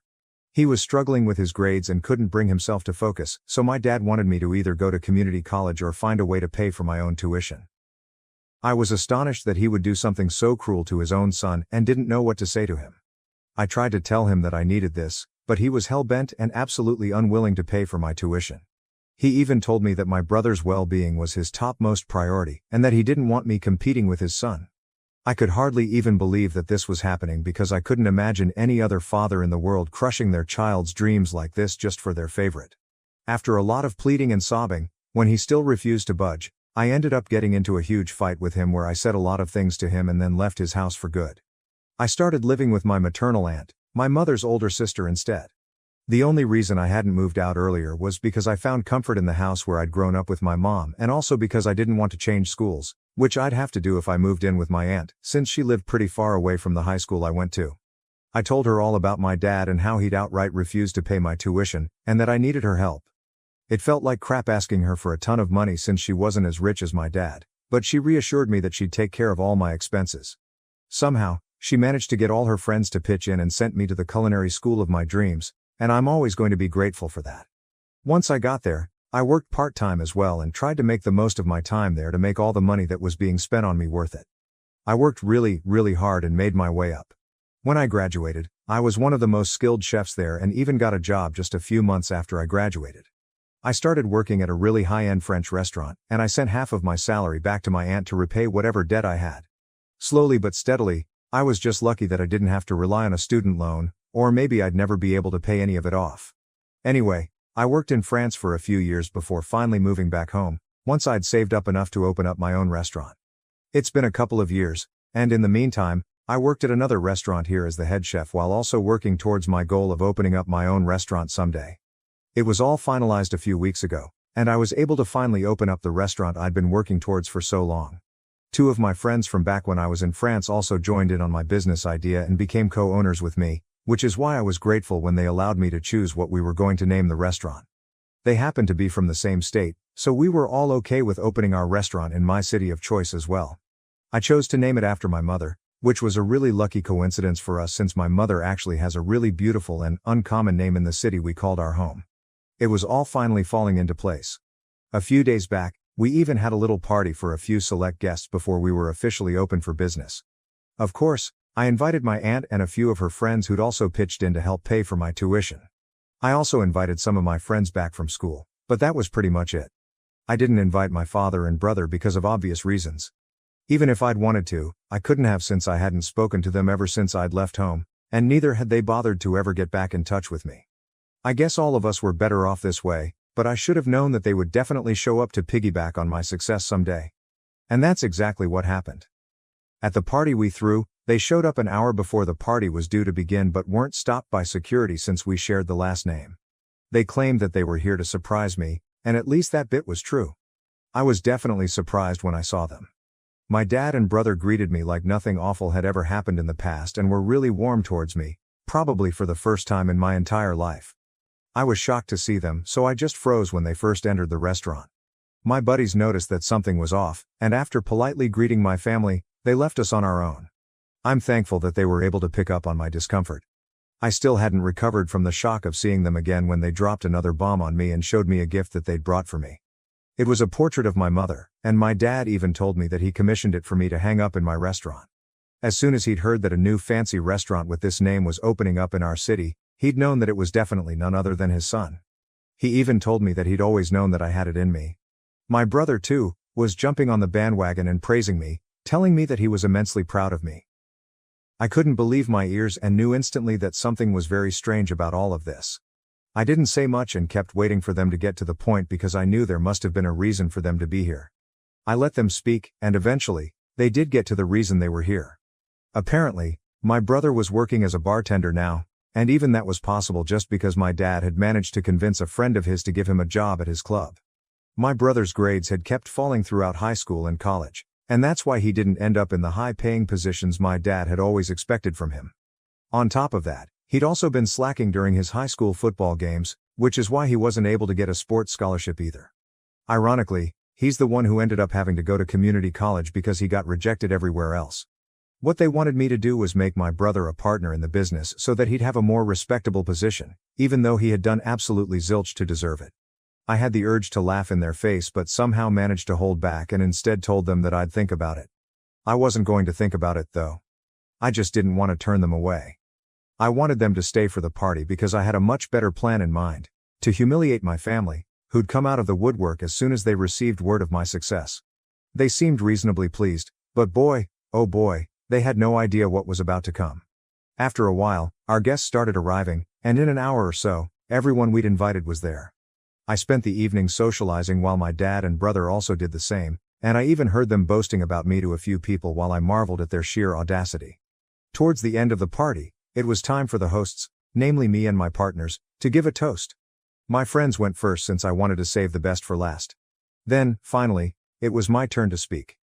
That day, I was finally going to speak my heart out. I started off by thanking all my guests and raised a drink to my mother first since she was the reason I'd even ever been able to achieve so much. I strongly believed that it was her faith in me as a child that had made me believe I could do any of this at all, and that had stayed with me even after she was gone. After I'd paid my due respects, I decided to get to the real respect as well. I brought up how I'd had to take a loan from my aunt and her friends to go to culinary school and thanked her as well. Then finally, I got to the reason I'd had to take a loan for my tuition in the first place, my family. I brought up how I'd grown up with a father who never loved me or had any faith in me, and always berated me for having feminine interests like cooking. I had a younger brother who was the replica of my dad. I told them all about how my dad had refused to pay for my tuition out of fear that I'd end up becoming more successful than my younger brother, who was his golden child. This is why I ended up leaving home, but despite all odds, I was able to rise and become who I am today. So in a way, they did deserve some credit for creating all the hardships I've had to face. Otherwise, I never would have found out how resilient I was. A lot of people shot my dad and brother the nastiest looks they could manage while I was saying all of this, and even they had the good sense to at least look ashamed, even though I knew that they didn't feel that way in the slightest. Anyway, I then walked over to my dad and brother and actually hugged them, putting up the same pretense that they had when they visited me today. "Two can play this game," I announced. Because you'd shown up to celebrate my success today, I'd forgiven them for whatever had happened in the past, and I was even ready to give my brother the job of a bartender at my restaurant. To other people, this obviously seemed like a really emotional reconciliation, and they ended up actually clapping for me at the end of my speech. There were a few wolf whistles. Only my family and I knew that this was nothing more than an attempt to humiliate them, which I'd done quite successfully. But they had to smile and act like they were super grateful for what I'd done since they couldn't exactly storm out angrily, which is exactly what they wanted to do. After a while, when the crowd had cleared out and it was finally time for us to go home, my dad and brother confronted me right outside my restaurant. They were furious, and I swear there were angry tears in my brother's eyes. They demanded an explanation for what I'd done. If I'd never intended on making my brother a partner, then I should have just turned them away as soon as they arrived. I just laughed and told them that this was my form of paying them back for everything they'd done for me over the years. This is exactly what you deserve. Then I walked away and didn't bother to look back, even when I heard my brother crying about how this was the cruelest thing, and even yelling after me to tell me that I'd regret this. But I didn't care since I was already in my car and was driving away. That happened a couple of days ago, and I haven't heard from them since. My aunt thinks that I might have gone a little too far with this one and should have just kicked them out at first, but I don't agree with her. This was well deserved. I'd had enough of humiliating my father and brother. Update 1. Hey, I decided not to reach out to my family to apologize, in spite of what my aunt had said about me being way too harsh. I don't feel sorry about what I did, so I'm not going to pretend I do and go out of my way to say so. They could have taken the opportunity to apologize to me when they visited me, but they didn't. I explained this to my aunt as well, and while she still believes I shouldn't have done what I did, she hasn't said much about it. I guess this is just one of those areas where we agree to disagree, and I'm okay with that. In other news, my brother has made sure that he goes behind my back to talk crap about me to all our friends from school. It's unfortunate that we went to the same high school, since this just means that random strangers from school are now texting to confirm the rumors that I'd humiliated and then kicked out my dad and brother from my restaurant after feeding them 3-day-old food on purpose. Yeah, he exaggerated the story to make himself seem like the victim, which is pretty unsurprising. Ordinarily, I wouldn't care about petty rumors, but I don't want potential customers taking these rumors seriously. So, I've texted my brother that if he doesn't stop spreading lies about me and my restaurant, then I'll make sure that he loses the job he has right now too. I'm hoping that it works because I really don't feel like dealing with their unnecessary crap right now. I'm really busy with work, and this just isn't the time. Update 2. LOL. My brother texted back saying that he was going to stop only when I'd make him a partner. I don't even understand what level of idiocy and delusion this is. Besides, if he wants to be a partner, then isn't it a pretty stupid idea for him to be talking crap about the same restaurant? I'm pretty sure this is my dad's tactic to ensure his darling son lands a high-profile job without doing any real work. But unfortunately, it's not going to work with me. I've told him that if he doesn't stop, then he'll be hearing from my lawyers and that he's in absolutely no position to be negotiating with me right now. The only reason I haven't done anything yet is because I don't want to get caught up in unnecessary drama, but I'll definitely mess him up if he tries anything funny after this, and he should take this as my last warning. I really hope he does, for his own good. Update 3. So, guys, it's been around a month since the last update, and since I've been really busy, I haven't been able to fill you in on what happened after that.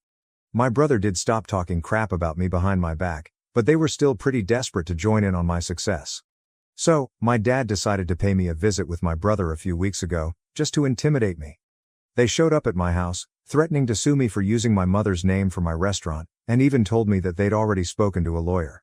So, if I didn't want any trouble, I needed to make my brother a partner as soon as possible.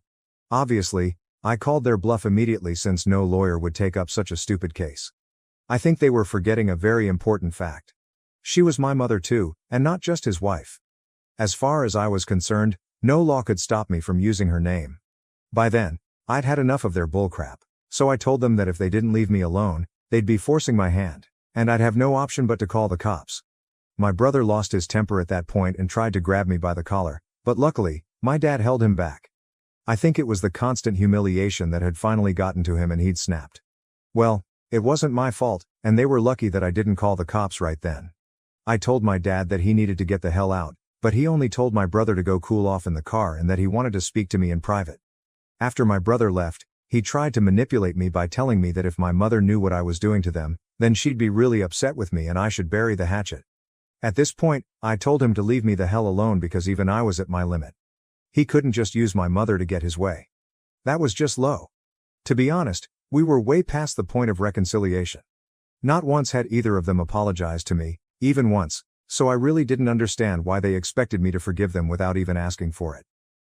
As for what my mother would feel, I'm sure she would have felt equally let down back when my father had refused to pay for my tuition, and for that matter, every freaking time he made me feel awful about myself. So, he should be the last person to give me a sermon about what my mother would and wouldn't like. I know she's proud of me wherever she is, and nothing that my dad says is going to change that. At least my restaurant is doing well, and hopefully, we'll be able to expand soon enough. Now to the next story 5. My wife confessed to cheating on me for 4 years because she was bored and left me for weeks. Now she wants me back. For 17 years, my wife, 39F, and I, 40M, had been wed. Our 3 girls are 11, 13, and 15. We have been together for around 23 years and were high school sweethearts. Although I don't know much, this is the only information I know. 3 days ago, my wife returned home from her job. On the fourth day, she had to go to work, but first she quickly packed an overnight bag and departed. Our oldest daughter was home when she left, so that's the only reason I know this. My wife was sobbing and upset that she was hardly able to speak when she tried to talk to her. She was on the verge of panic. None of our calls or texts are getting a response from her. I immediately called her parents, who eventually replied that my wife is safe with them and urged me to be understanding and patient. They only said that. I attempted to get in touch with her brother, sister, and a close colleague. Her brother claimed to know nothing, and her coworker claimed that 3 days prior, she had arrived at work in the morning but had left by midday. She only knew that. There hasn't been any communication with my wife or the children since. We're not hearing anything from anyone. I'm trying to get by without her here with my 3 daughters. All I can answer when the kids ask me what's going on or what happened with mom is that she's with grandma and grandpa and that we should be understanding and patient. I can't help but want to swiftly load up the kids and head over there without warning. Sitting here in limbo is terrible, and it's just 3 hours away. The children believe we got into a heated argument and are divorcing, but that couldn't be further from the reality. We never argue. The children are aware of this. I'm not sure what's happening, but could someone please explain it logically? I'm trying to handle everything without her, but my current mental condition has me thinking in circles. Your spouse would be the first person you would notify if someone died. My wife would be the first person I would turn to for assistance if it were me, though it's possible that some old trauma was triggered. We don't know anything, nothing makes sense. I sit here in limbo with the girls, unsure of what to do. Nobody is telling us anything, and none of us know anything. It makes me anxious, afraid, irate, etc. Almost every feeling imaginable in this circumstance. Is there anyone who can think of something reasonable? Why would you do this to your family? Update 1, I apologize. I don't know much about Reddit yet, not much to share. Because I'm not really sure how to do it, I don't know how to connect my previous post. I didn't sleep last night, it was a long night. I apologize for the brief update. I read every thread yesterday and into the night, but I don't plan on using the computer much today. Today, we finally read the responses. I'll just state my knowledge and stop there. I ended up calling the cops last night as my father-in-law didn't call. A wellness check was conducted, as many of you recommended. I won't go into the storm of problems that resulted from this, but my wife has been having an affair for at least 2 years, if not more. Everyone was right. The other man reportedly died that night after suffering a heart attack on Tuesday. It seems likely that my sister-in-law and my mother-in-law have been aware of it and have been filling in for her. My wife still hasn't been in touch with either the girls or me. For the time being, I'm attempting to hide this from them, but to be honest, I don't know what to do next. I only know that, and it's enough to almost spell my demise. I appreciate all of your assistance and guidance. That's all, but I'm not sure how to get over this news. Please offer up prayers for me and the 2 of us. Update 2. A couple people have suggested this sub to me. I recently joined and have been reading a lot of postings whenever I have free time, usually at night when the day's turmoil is over. Naturally, the brain then takes over, and I have these depressive episodes. After that, I experience intense rage and then both feelings at once. It's almost impossible to sleep. Then, like a zombie, I go about my day. All the acronyms are something I'm attempting to learn. I suppose Friday was my D-Day. I initially believed my wife's affair to have lasted 2 years, but it now appears highly probable that it lasted longer. She had known the man she cheated on with AP for some time. The disclosure came after he sadly died of a heart attack. With the assistance of my eldest daughter, I continue to conduct research. I'm not yet ready to post about a lot of topics. I honestly didn't intend to keep posting about my predicament, but so many people have given me so much support and guidance that it's practically therapeutic. Knowing that so many other individuals are going through this kind of pain is painful. I'm so sorry for that. Yesterday and today, I had meetings with 2 different attorneys to go over my alternatives. I also made several calls about treatment, but where I reside, wait periods are really lengthy. I'm making an effort to follow many of the advice given by others, such as abstaining from drinking, although I don't and never have. Taking care of myself, exercising, etc. For someone my age, I'd say I'm in excellent shape, but right now I struggle to find the motivation to work out. I recognize that a lot of you will want specifics, like who, what, when, and so on, but please know that I'm simply not yet ready to go into all of that. It feels like a new bomb goes off every day, and all I want is some guidance on one item so that I might be able to get some sleep. My wife, the mother of my 3 lovely girls and my best friend since high school, was everything to me. We shake hands in secret and share inside jokes. Everything is gone. Everything. It's simply gone. I get really depressed when I reflect back on all of our years together, including every milestone and every laugh. It is incapacitating. It seems like she didn't care about any of it, and now she won't be in my future. Naturally, the "how could you" question then surfaces, and I am seized with an insatiable rage. I pound the mattress and scream into my pillow till my arms hurt. The cycle is terrible. I only go to sleep because I'm so tired, and when I wake up the mind games start over. My girls, who have been attempting to care for me as if they were my parents, receive all of my energy. They aren't treated fairly. After learning about the affair, how did you all sleep? With just your thoughts, how did you cope with the emptiness and silence at night? Aside from my daughters, I've determined that sleep must be my top priority in all of this. I'm hoping you can help though, because I simply can't. Many thanks to all of you.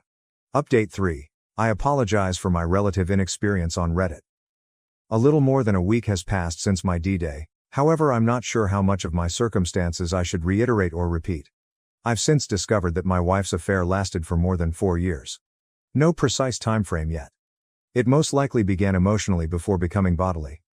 I'm also interested in how the epidemic and lockdowns affected this. I might or might not find out the answers. In any case, my in-laws unexpectedly came to visit their grandchildren yesterday. Since the start of this ordeal, Del EW has been staying in their house, which is utterly ridiculous. Naturally, they greeted the girls for a total of 15 minutes. I have 3 girls with my wife. They then requested a private conversation with me. As you can anticipate, the chat was lengthy. I don't want to go into detail about it in this piece. In any case, my wife wants to return home but is scared of the consequences of her behavior and is unable to confront her past. Her parents also conducted extensive research to find out if I intended to file for divorce. They put a lot of effort into persuading me to forgive my wife and keep the marriage together. They wanted my wife out of their home, but it was also obvious that they were extremely humiliated and ashamed. The conversation was quite polite and courteous. I acknowledged that I misled them by claiming that I was unsure of my future intentions since I intend to get a divorce. However, I fear that if I tell my wife, I will never get the truth. And I might never understand. However, if at all feasible, I would like her to sit in front of me and explain everything. I want her to look me in the eyes and tell me everything after we've been married for 17 years, been together since high school, had 3 children, made innumerable memories, and experienced everything together. Additionally, I want my children to understand that I offered her the chance to apologize, explain herself, and resolve the situation as responsible adults. I'm constantly trying to decide which course will be best for my children. I'm not sure, perhaps I'm not doing it correctly. I can't legally bar my wife from our house. The attorney was extremely explicit about that. Therefore, even if I really don't want this right now, I can't stop my wife from coming home. In fact, my girls and I have begun to establish a pleasant routine. I therefore made a demand that, in my opinion, would be impossible to fulfill for some time. If, when my wife sat down with me face to face, looked me in the eyes, and told me everything about her affair, from beginning to end, without hesitation or more lying, I told her she may come home. She would next need to meet with the girls, provide an apology face to face, and respond to their inquiries. It's only fair, I reasoned, since they already know. Once more, she is legally free to return home anytime she pleases and is not subject to any obligations. However, I might be able to take advantage of her fear of us. Is that incorrect? Here, I'm not attempting to be cunning or dishonest. I simply don't want to live together just yet. If I can postpone it, our state has a 90-day waiting period before a divorce may occur. In any case, she will inevitably return home. Life will continue despite this disaster, and ultimately we will both need to return to our jobs. I simply wish to extend it in order to plan and improve my emotional and mental well-being. My wife says she doesn't want a divorce, but she has been texting the females. She apologizes to them over and over again. The texts have been shown to me. She inquires about me every day, and the truth about what she has done to us is really getting to her, especially in the past few days. How can I handle this? Was my request stupid? My wife is probably going to return home sooner rather than later. Right now, I have faith in my future. This doesn't scare me because I know it will happen eventually. As we proceed, I simply want to choose what's best for my girls and subsequently for myself. I am grateful to everyone who has been providing support, guidance, and encouragement. Update 4. I apologize for the length, but I just need to get this out of the way. It will be a bit of an anticlimax. Despite the awful weekend, my wife returned home yesterday. As the week progressed, there was a fair lot of build-up to it. Normally, when she walked through the doorway, I would embrace and kiss her, but this time, there was just this incredibly awkward tension between us. Before she spoke, she really approached me and attempted to embrace me, but I turned her away. Unbelievable. As though nothing had occurred. Naturally, I begged her to tell me everything after she calmed down. She stated once more that she is not yet ready. The outcome was the same when we chatted on the phone earlier this week. She simply reiterated that she wasn't prepared for that when I maintained that the only requirement for her to return home was that she loved the family enough to justify her absence of over 3 weeks. I took a few long breaths and tried to gather myself, even though it took a lot to keep from screaming at her. I didn't succeed. I abruptly stated after the first of many lengthy pauses that she had been having an affair with a coworker for more than 4 years, that she had planned to leave me for another man, that she had ghosted her entire family, and that she now enters the room without meeting the one requirement I had requested, and that I wanted a divorce. I suppose this is where the strangeness began. It was clear from her facial expression and body language that she was unaware of my level of knowledge regarding her affair. She gave me a wide-eyed look before simply standing in the kitchen and gazing at the floor. She remained silent and stern. This is not what I was anticipating at all. Perhaps an emotional outburst, a tearful confession, or even her cursing and screaming at me, accusing me of having the affair. Not this response, but rather a somber, "Okay, let's sit down and talk this out." To be honest, we must have stood in complete quiet for 5 minutes in the kitchen. It was simply the most peculiar thing I had ever encountered. Both she and I were obviously at a loss for words. I had read all of your remarks and suggestions regarding my predicament. I even made notes. I had prepared myself for every eventuality this conversation could bring, with the exception of this one, while I sat in front of a mirror. I ultimately made the decision to document what I knew about her affair at that precise moment. I may have been foolish, but I told her what I knew, albeit with some assumptions about how she met AP, her sister's participation, what transpired during COVID, etc. All she could do was look at the floor. She didn't say anything, so I became more and more irate, but I did everything in my power to avoid becoming profane or raising my voice. At last, I calmed down. Another long uneasy pause followed. Sadness replaced anger when everything became clear. Then I gently questioned her about what I had done to make her leave. Was I ever loved by her? Was he worth it too? She remained silent. Didn't move. Remained motionless, nothing at all from her. No sobs, no regrets, no shouting, no justification. She simply stood with her head down, nothing. This was painful. Perhaps this was more painful than D-Day. Not sure whether I would have moved, I just stood there looking at her. Then, of course, things got worse. The whole interaction was being overheard by our girls. I'm just so damned foolish. Over the past few weeks, I've been putting a lot of effort into attending to their needs and putting them first, but after I confronted my wife, I became emotional and stopped caring about where they were. Our oldest daughter, who had a lot of pent-up rage, stormed downstairs and screamed. My wife hurried to the bedroom and locked the door. We are currently at that point. Before I went to sleep last night, I could hear my wife sobbing for the majority of the night. Only our youngest has attempted to communicate with her. The others have stayed away from her. I'm going to propose that she remain with her sister until we can complete the divorce, if I can muster the confidence to do so. However, she still calls this place home. If we all have to live with her, it will only be a sad situation. You were all right about my wife, and I was incorrect. I was mistaken about every year we spent together, every memory, and every moment that changed our lives. I thought she would fall to her knees and ask for forgiveness. I really believed that she would confess the truth and repent for everything that had happened over the previous 4 years, thus clearing her of any blame. We are not worth it to this woman, who once drove back to a farmer's market after realizing she had been handed $10 more in change than she was supposed to. She doesn't value me, perhaps I never was. What comes next? It was really unpleasant at home today. The daughters and I made an effort to continue as we had for the previous 2 weeks, but it is obviously not feasible. All I want to do is move on from this whole situation, from the divorce to the uncomfortable conversations to the anticipated battles, arguments, and drama. How did you handle having to live with your WS, especially if you have children? I am aware that this is only the start. I keep reading blogs that say things will get better, but I'm a long way from that. Right now, I can't stop wanting to yell at every opportunity. Naturally, I'm making every effort to keep the girls' minds calm, but I'm not sure whether I can sustain it for 3 months. Before all of this is finished, school will begin. This is my life now, I suppose. I appreciate everyone's strong interest in me. I'm not sure if the worst is over or not, but I would appreciate any help you can give me to get through this next stage. Update 5. Since my WW returned home and I found out about her affair, I've been in a horrible mood. For my daughters, I've been doing my best to pretend. I make an effort to think and speak appropriately, but tonight I must face the reality.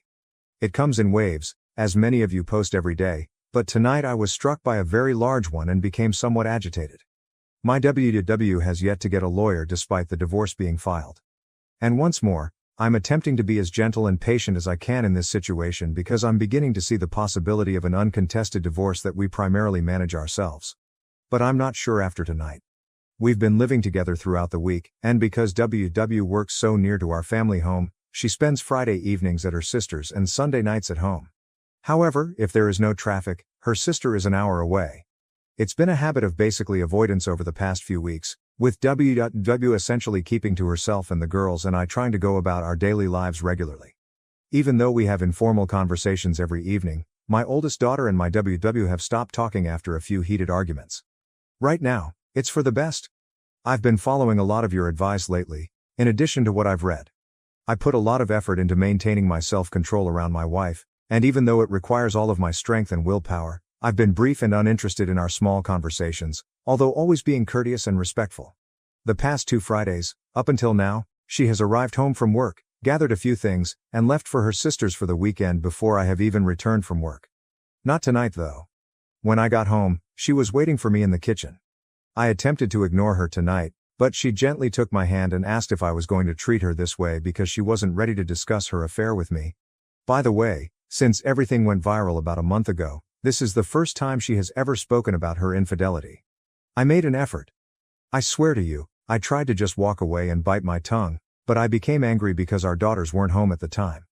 I then released all of my vices, hurts, aches, anger, and miseries. I let her handle everything. I went on for so long I can't even remember. I completely forgot what time was. I did become a little animated and loud at times, and I did raise my voice. I simply broke down and told her how devastated I am, how much pain I endure every day, and everything that has been haunting me and that I have been holding back.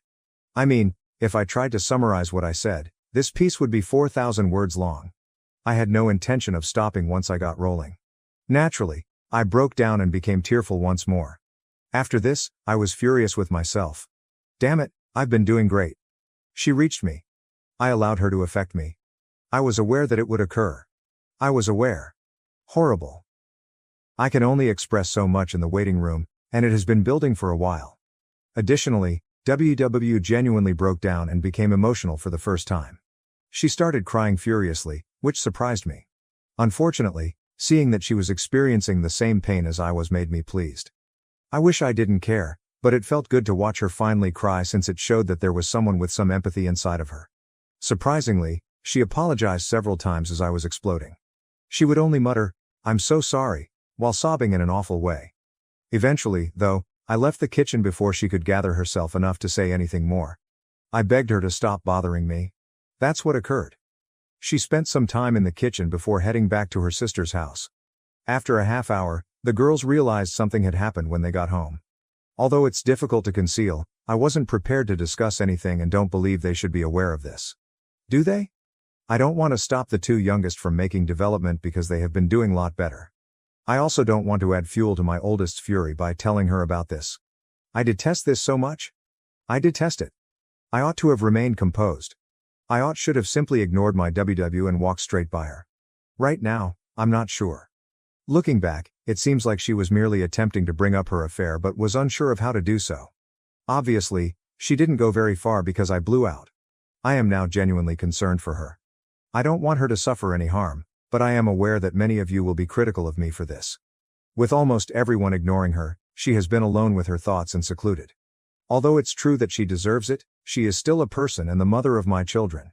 What a blow to me. I'm really disappointed in myself. I apologize for the lengthy tirade. I also yelled at my brother over the phone. I'll try to start over on Monday, man. I'm only a human. I must admit that it felt wonderful to vent to her, but now I'm feeling regret. Is it better to text my wife or to ignore her? I'm a complete wreck. However, I appreciate you listening, providing me with the help I need to get through this, and giving me all of your suggestions. We have all begun treatment, so that's something in the middle of the turmoil. But this is really, really difficult, just really difficult. Update 6. Thank you for your concern. I am aware that many of you have contacted me.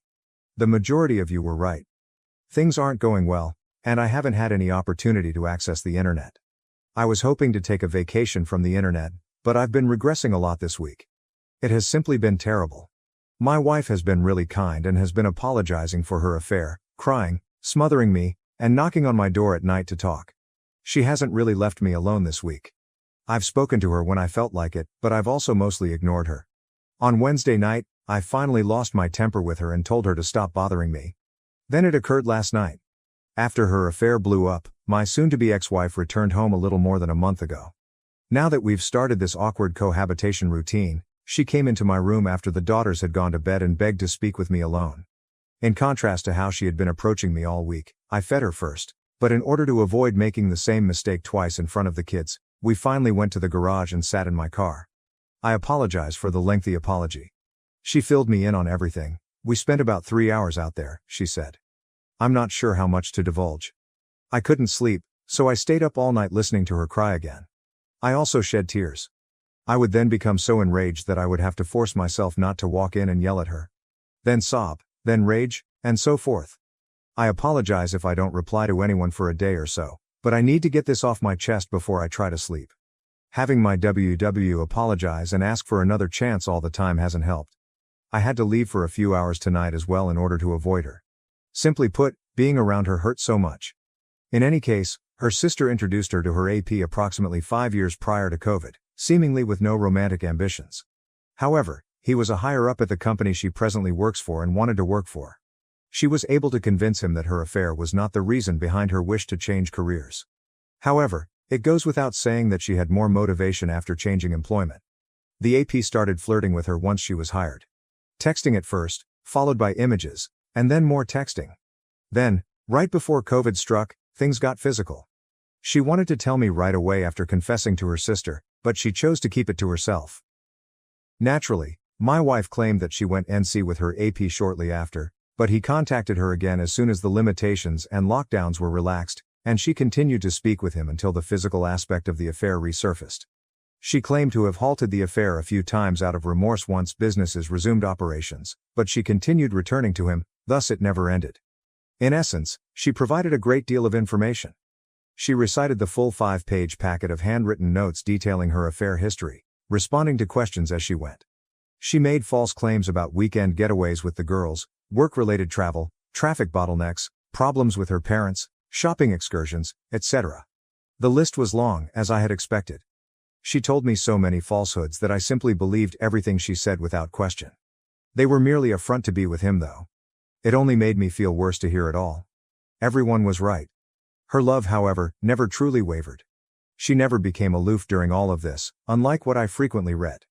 Although intimacy did shift, it wasn't enough for me to raise concerns. In any case, she acknowledges that she fell in love with AP and desired a life with him. He promised her luxury items, trips, and everything he could do for her. He was older, divorced, and unmarried. She claimed that the excitement of being with him was too great to resist and began to fantasize about fleeing her duties with the family. She remarked about how the everyday routines of family life bored her. She appeared to be honest, quite emotional, and extremely open. Halfway through, I started crying and lost my temper. As you can think, hearing it all hurt. Naturally, once she finished her confession, she told me how much she loved me and always would, and that she would stop at nothing to try to keep the marriage intact. Many of you anticipated this, yet it all seems so phony to me, as if it had been practiced. Having spent more than half of my life with this woman, I can detect when she is acting shady. I think it doesn't matter if I'm mistaken, but I was more composed than I was the week before. Nevertheless, I became irate and said a few hurtful things, such as making fun of her AP for having several girlfriends, of whom she was only one that he was prepared to discard. She appeared pretty offended about that. When I think about this moment, when she would finally reveal all the one-liners I might say to her or things I could say to hurt her back, a million thoughts crossed my mind. I couldn't think of hundreds of answers during the emotional moment the other night, but I knew I would ask. If AP were still alive and she had to choose between me and him, who would she pick? She hesitated and then whispered, "That's not fair." I pressed the subject, and then she eventually stated she'd, of course, select me. In reaction, I said that she was lying again, which was why I was divorcing her. The last thing she said was that she began to cry. We spent some time in the automobile. She continued to cry, but I was exhausted, so I simply informed her that we were divorcing and that we owed it to the kids to be there in their lives, to be good parents, and to get along amicably. In addition, I said that I hoped she was a decent enough person to end our divorce amicably and fairly after all the suffering she had caused me. That would demonstrate her true affection for me. Please realize that I'm not a petty person and that I didn't intentionally mean to hurt her when I told her that I had stolen anything from another website. It just seemed like the right way to wrap things up. However, I truly meant what I said and did. After telling her that I would have loved her forever and leaning over to kiss her on the forehead, I got out of the car and went to bed. That was it. Naturally, I didn't get much sleep the night before, and now I'm having trouble falling asleep tonight. I have no idea what will happen next. One positive, I suppose, is that she no longer has the chance to challenge the divorce. However, I have yet to speak with my attorney. I'm crying once more and reverting to my angry and depressed states. Hearing everything last night was really difficult, even though I could have avoided it all. She may have lied and made it up too, now that I know. Who knows? However, it appeared to go well with everything I had assembled during the previous month. For the time being, that's it. It seems like this never ends. I feel strong again after a few good days, and then something else happens. Even though it's only been days, it feels like months have passed. However, I will attempt to get some rest. Imagine that the one lady you have ever loved and kissed, the love of your life, informs you that she cheated on you for more than 4 years because she was bored. Had no relationship problems, no dead bedroom, no falling out of love, no growing apart, nothing of the sort. Merely due to her boredom. I'm not sure if that makes it better or worse. Thank you for reading and for your assistance. It was a rough couple of nights. Horrible. Now to the next story 6. My husband refused to take me to the hospital during labor, choosing lunch with his family instead. What should I do? I'm Selena, 30F, a new mother to Eddie M, who is only a few days old. I wish I could say that my family is happy right now, but they aren't. Everyone around me is pointing the finger at me because I am now going through a divorce. I understand that being a single mother is difficult, but I would stop at nothing to rescue my son from the poisonous atmosphere he would have been in had I not left that marriage. I need some frank feedback because I've made some terrible blunders. Since high school, Robert and I have been dating, and he has been kind to me.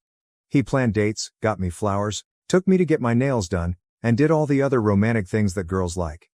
His mother and sister were the only things he valued more than me, and I never objected to that. I suppose I interpreted it as a positive sign. I actually thought, oh well, he treats the women in his life so well, he is a real gentleman. If I ever get to marry him and become his wife, he will probably treat me even better. I can't even begin to explain how mistaken I was. The hunt ended the moment I married him. The taken for granted phase was the next stage. You don't realize emotional abuse all at once. You realize it over time. When you truly love that man, it's also quite hard to leave something like that. Now that I think about it, I should have recognized that Robert was incapable of setting limits or setting priorities, but love blinds you. Both my mother-in-law, Mill, and sister-in-law, Sil, wore long trains of white and were maid of honor at my wedding. Robert stated it didn't really matter and that I was ruining our special day by being sulky when I brought up the fact that the bridesmaids and maid of honor were expected to wear pink. I should just concentrate on something else instead. But that was not all.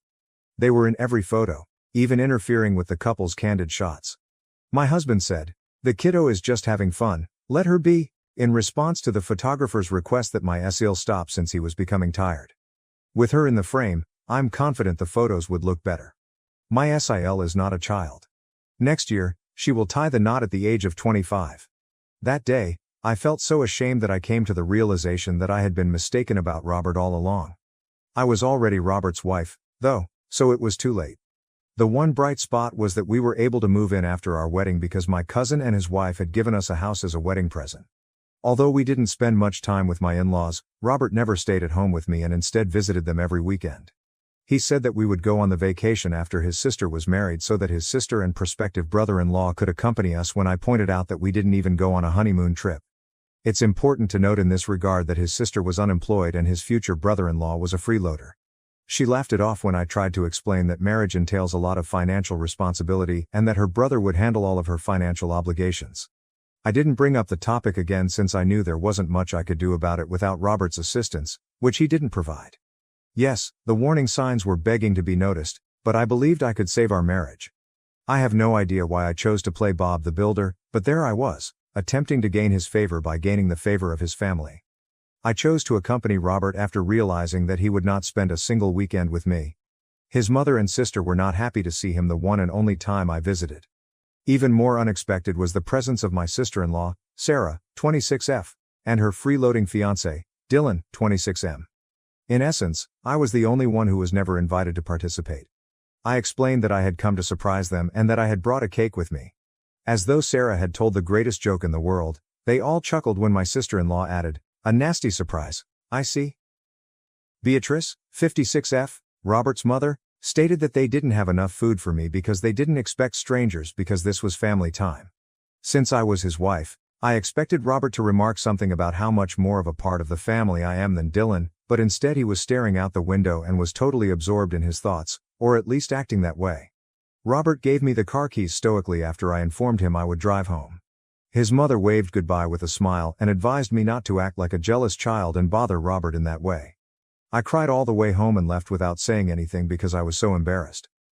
The following day, Robert took me out to dinner at my favorite continental restaurant after returning home that day with flowers and chocolates. Therefore, he was aware of the abhorrent treatment, he simply decided not to confront it. Robert treated me like a queen for the entire week that followed, until the following weekend, at which point he left for his contented family. Until the following weekend, he would return and overcompensate. After a few months of marriage, this occurred, and even the preferential treatment ceased. Dismissal took its place.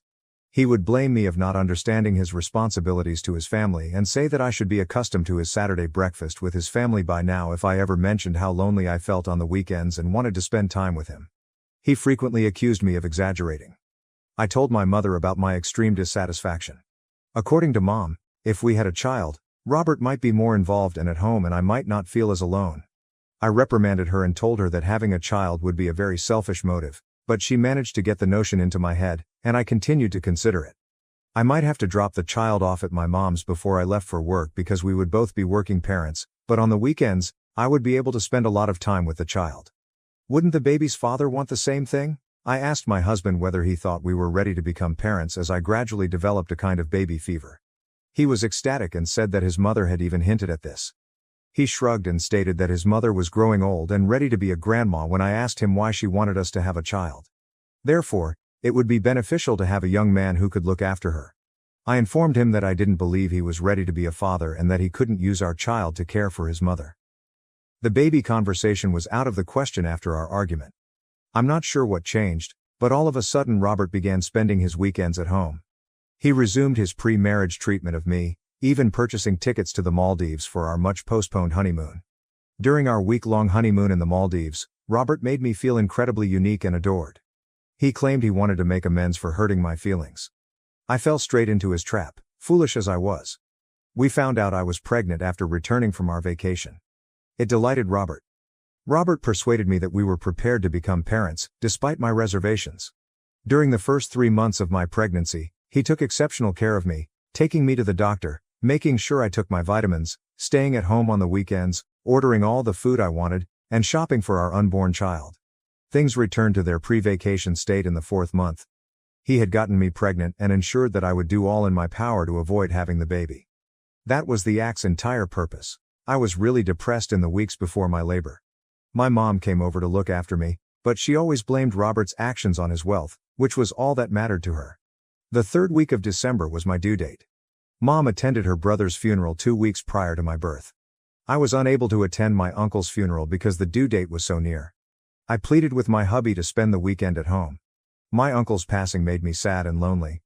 I didn't want to be at home by myself on that particular day. I stated this to my husband and he responded, "Sel, you are going to be a mother and make a lot of sacrifices in the future, so being alone for a day is nothing compared to the sacrifices that you have to make. I will suggest that you better sleep it off. I will see you tonight. Don't wait up for me. I will have dinner with them. Bye, honey, take care. Remember you have to take care of yourself for our little Eddie." He took the car keys and drove off without even waiting for my answer. That particular day, I was feeling very ill, so I went to lie down and dozed off for almost an hour. I woke up with excruciating cramping. I was horrified to discover that my water had burst when I noticed that the bed was damp. I contacted my spouse right away. Before answering, He hung up the phone twice. His voice was absolutely irritated. When I heard my water break, I actually screamed. He said, "So why are you wasting time calling me? Call the hospital or something." "I don't know, man." "Gosh, you are a grown woman. Pull yourself together and face the situation. I am literally between brunch with everybody. Even Dylan's parents are here. Stop calling me." The line died. After staring at the phone I was holding, I went outside onto the street. I couldn't even drive myself to the hospital since Robert had stolen the car. A man stopped when I flagged down a car. He held the door open for me in a hurry. I was taken to the hospital in a hurry. Mr. Singh, the gentleman, completed all the papers and asked if I wanted him to make a phone call. He came and informed me that no one was answering after I gave him my husband's phone. In that instant, a stranger named Mr. Singh stood up. Eddie was the only person who came to see me after I gave birth. He brought me chicken wings, bananas, and baby outfits. I started to cry. Since my uncle was unable to be present in person, I had the impression that his spirit had sent this man. Mr. Singh gave me a pat on the hand and congratulated me. He muttered a prayer for Eddie after I handed him over to him. I reminded him of his daughter, he said, and I should call him if I ever needed anything. I got his card from him. I noticed that he practiced divorce law. I believed that all of the signals were coming from my guardian angel. I told Mr. Singh without hesitation that I was looking for a place to stay. I desired a home of my own. He offered to transfer me into his penthouse, saying I wouldn't have to worry about the rent until I started working. He turned back before leaving, saying, "By the way, you can call me uncle." That evening, my hubby called in the interim. I didn't answer, but I did see it ring. I requested the nurses not to tell my husband that I was there in case he called since I didn't want him to know. They concurred. My spouse texted me to inquire which hospital I was at. I didn't respond. I was questioned by the nurses if they ought to contact social services. I requested that they refrain. The physicians and nurses were incredibly understanding and nice. My mother would undoubtedly tell Robert where I was, so I didn't even answer her phone. When Uncle Singh arrived the following day, he informed me that everything was prepared for my move-in. Since his daughter used to live there, he claimed there wasn't much to prepare anyhow. It was not long ago that she left the nation to work somewhere in Germany. He claimed that because he missed his daughter so much, it would be pleasant to have someone live in her apartment. His wife was equally excited to meet me, he informed me. I was driven to their tidy and lovely apartment by Uncle Singh. Auntie quickly began discussing ways to make things comfortable for me, even though she was overweight. I kept telling them that all I wanted was to stay there, but they kept asking if I wanted anything. After telling them all that had transpired, I requested that my uncle initiate the divorce process. I replied that I had never believed in anything more when he questioned whether I was certain about it. I was instructed by my uncle to text my spouse about the birth of my son. So I sent Robert an SMS about it. He informed me that I had been really irresponsible and that we needed to go meet his family right now with Eddie. He had the audacity to believe that I would take my son to meet his toxic family, I told him. After a period of silence, he continued. "Don't be a kid. We have to take Eddie to his godmother." When I questioned him who made the decision to name Robert's sister as the godmother, he told me to stop being funny since that was how it was always meant to be. I lost my composure and began to scream, "You know what's ridiculous? It's you. You are the damn joker. I had to take a lift to the damn hospital and give birth alone. If you loved me and your son, you would have rushed to us. You are so damn selfish, and your family is crazy. You are not going to be a part of my son's life. You will hear from my lawyer soon. I am divorcing you." When I hung up, I was furious. Auntie seemed somewhat worried. She said that my spouse was a child and not a man when I hung up. For the first time in a long time, I laughed. When my mother called, she went on and on about how awful I was and how Robert had called to let her know what had happened. She informed me that because I had taken my son away from them, their family was pursuing charges. It seems that I am a self-centered mother who only cares about herself, so I should be hauled to court and have my son taken away from me. They claimed that I was unfit to be a mother because of my depression. I informed my mother that I didn't care about their opinions since I was confident I would win the case and be granted sole custody of my son. I ended the call and made the decision not to answer any more calls from my relatives. In order to augment my income, I began applying for freelance jobs. Even though I had a job already, I needed more if I wanted to provide for my son comfortably. My phone began buzzing nonstop with texts all of a sudden. Dylan's entire family and my in-laws were sending me hateful texts. They were calling me a villain in derogatory terms since I had destroyed their family. "The only thing that is saving you right now is the fact that you don't know your address. Otherwise, we would totally come over and teach you a lesson, you stupid cuss words, they said, threatening to break into my house and take my son by force. Auntie grabbed the phone out of my hand as I was shivering from reading these texts and said, "You're going to eat and get some rest. I will look after Eddie till you wake up. You are not going to check your phone and not stress. Your uncle will take care of everything. When you wake up, your uncle will take you to the police station to lodge a complaint. We need to file a restraining order." I really wanted to vent, and I figured that putting it in writing would help me gather my thoughts. This was written in the bathtub during a lengthy soak. I'm going to bed shortly. The question of whether I made the right decision in preventing Robert from meeting Eddie, however, has been the one that has been plaguing me the most. Will this have an impact on his child's brain? I'm not sure whether Robert's presence would have had a negative impact on him because I don't think he is a good role model in any way. Update 1. Despite my reluctance to acknowledge it, I have been reading your comments and you are correct. Both divorce and the loss of a parent will inevitably affect Eddie in some way. Simply said, I'm happy Uncle and Auntie Singh will show the baby the affection he needs. Yesterday, I spoke with Uncle's daughter. She works as a scientist. I was explaining the situation that led me to her apartment to her. She concluded by saying that God orchestrated the gathering. She was quite concerned about her parents, but for the first time in a long time, she saw her mother truly happy now that I was there. Don't worry about the rent yet, she said. To my astonishment, she returned my gratitude after I did.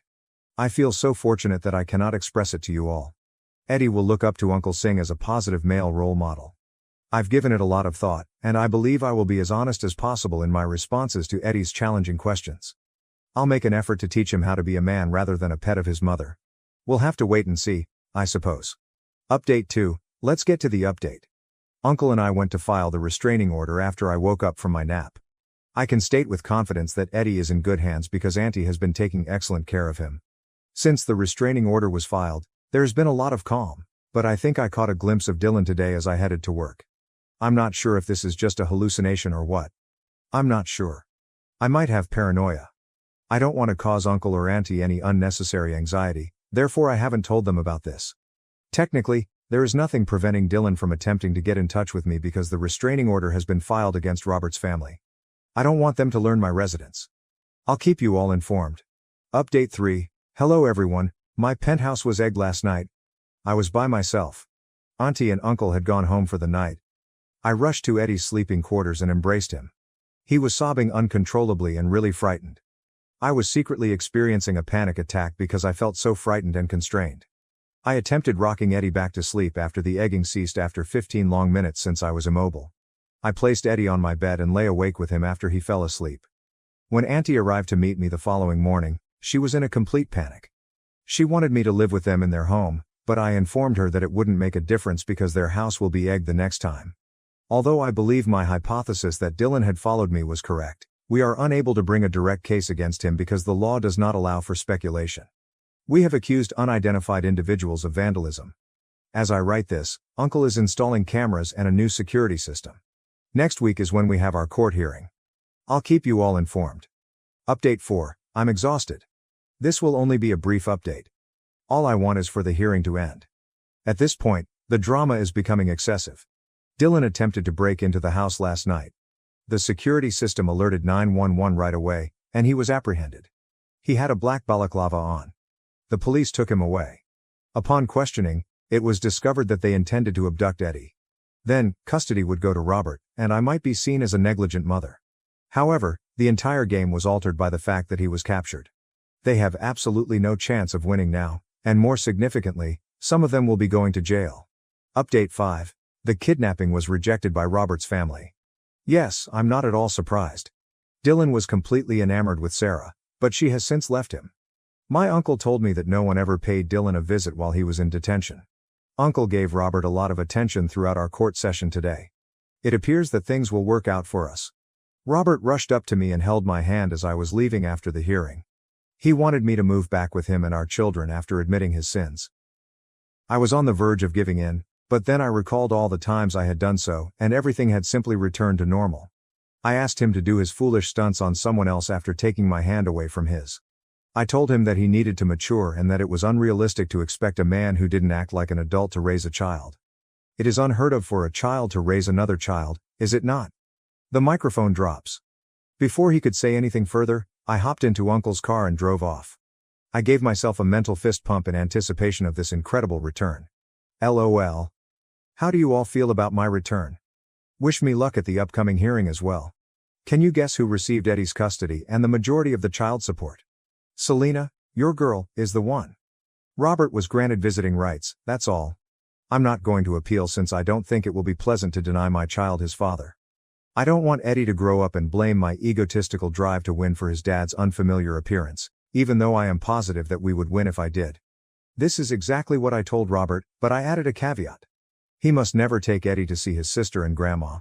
I won't think twice about removing his visiting privileges if I discover anything suspicious happening behind my back. In addition to my usual career, I have secured a highly lucrative freelance position. Additionally, I am establishing a blog for new single mothers, which is becoming very popular. I already have some sponsors. I invite you to see my blog as well. I can't express how thrilled I am to be a new mother.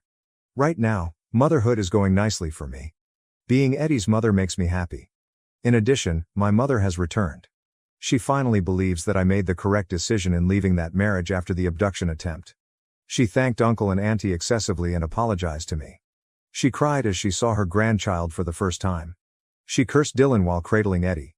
She expressed her disbelief that someone would genuinely attempt to harm a child in such a terrible way. For a youngster, nothing hurts more than being taken away from its mother. I wholeheartedly concur. Dylan is still on trial. Uncle claims that he will undoubtedly go to jail given the evidence against him. Sarah, meantime, is already married to a wealthy elderly man she met at a party. It seems that after just 1 week of dating, they are getting married. A friend of mine who lives close to Robert's residence is providing me with updates on their family. All the tea is going to your daughter. LOL. Oh, and I had requested that Robert vacate our home. Come on, it was a present from my family, therefore it's only right that he moves out. This week, he moved out, therefore I'm going back to my former residence. I can't even begin to express how grateful I am to the Singh family. For 2 months, I remained with them at no cost. They refused to accept my attempt to pay them rent. They only collected a month's rent in the end, claiming that this was my uncle's fee for defending me and that they would not want any more money from me. Update 6. I apologize for not responding to you all sooner. God, being a mother is a full-time job. I know, it's been 6 months. I'm grateful for my mother and aunt. When I leave for work, they alternately watch Eddie. These 2 ladies have been a huge assistance. After returning home and enjoying some delicious and nourishing meals, I play with Eddie till he falls asleep. Every weekend, my uncle comes to visit us, and I also got to meet his daughter, who recently moved here from Germany. She is as kind as her parents, and she spent a week with us. I asked her to be my son's godmother just before she left for Germany. She sobbed uncontrollably and gave Eddie and me hugs. Eddie's godfather is my cousin, who gave the house as a gift. He wasn't shocked when I told him what had happened over the past 6 months. He claimed that he had reservations and constantly felt immature around Robert. He apologized for not being able to support me during that time because I was unable to contact him because he was out of the country. It wouldn't have helped even if I had succeeded in doing it. Eddie has experienced a lot of firsts in the last few months. After learning to roll over, he attempted to crawl. He spoke his first word as well. He really enjoys his bumblebee soft toy, but my mom says it's simply a random sound he made. Every month, Robert continues to provide new items. It felt incredibly weird when he came to visit us last week.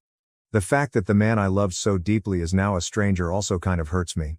But that's life, I suppose. Even though bad things happen, one must remain optimistic. I let Robert play with Eddie by himself. It was a smart move because I could do a lot of work while Robert took care of the infant. Robert had put baby Eddie to sleep before I finished all of my job. He appeared incredibly small and frail as he lay on Robert's breast. Robert was partly sleeping, and the thought of what might have happened made me very sad. According to my therapist, it's normal to feel this way and not feel bad about being sad for Robert. After gathering myself, I took a photo of the father and son.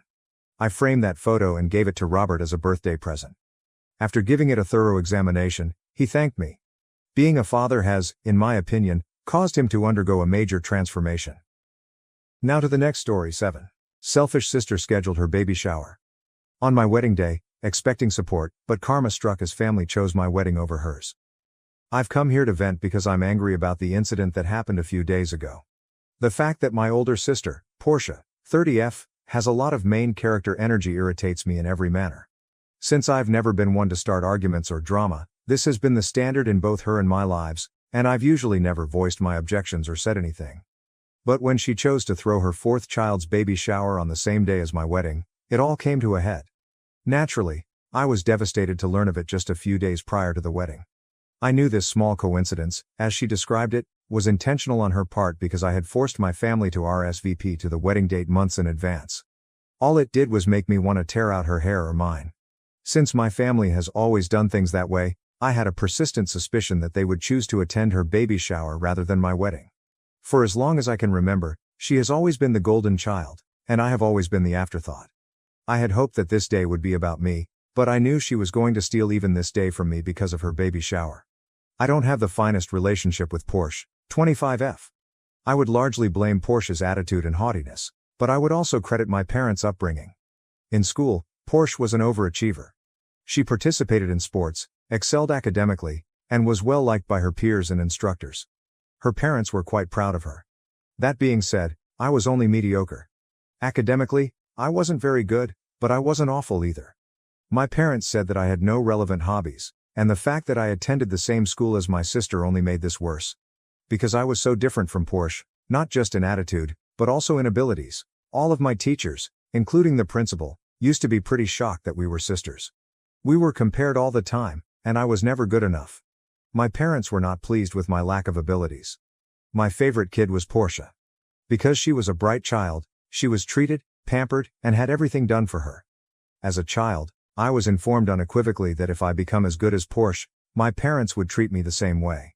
Because of my early years, I have a number of psychological problems with self-worth, which have negatively affected my quality of life. I knew by the time I was 13 that I would never be able to have a healthy and productive relationship with my family.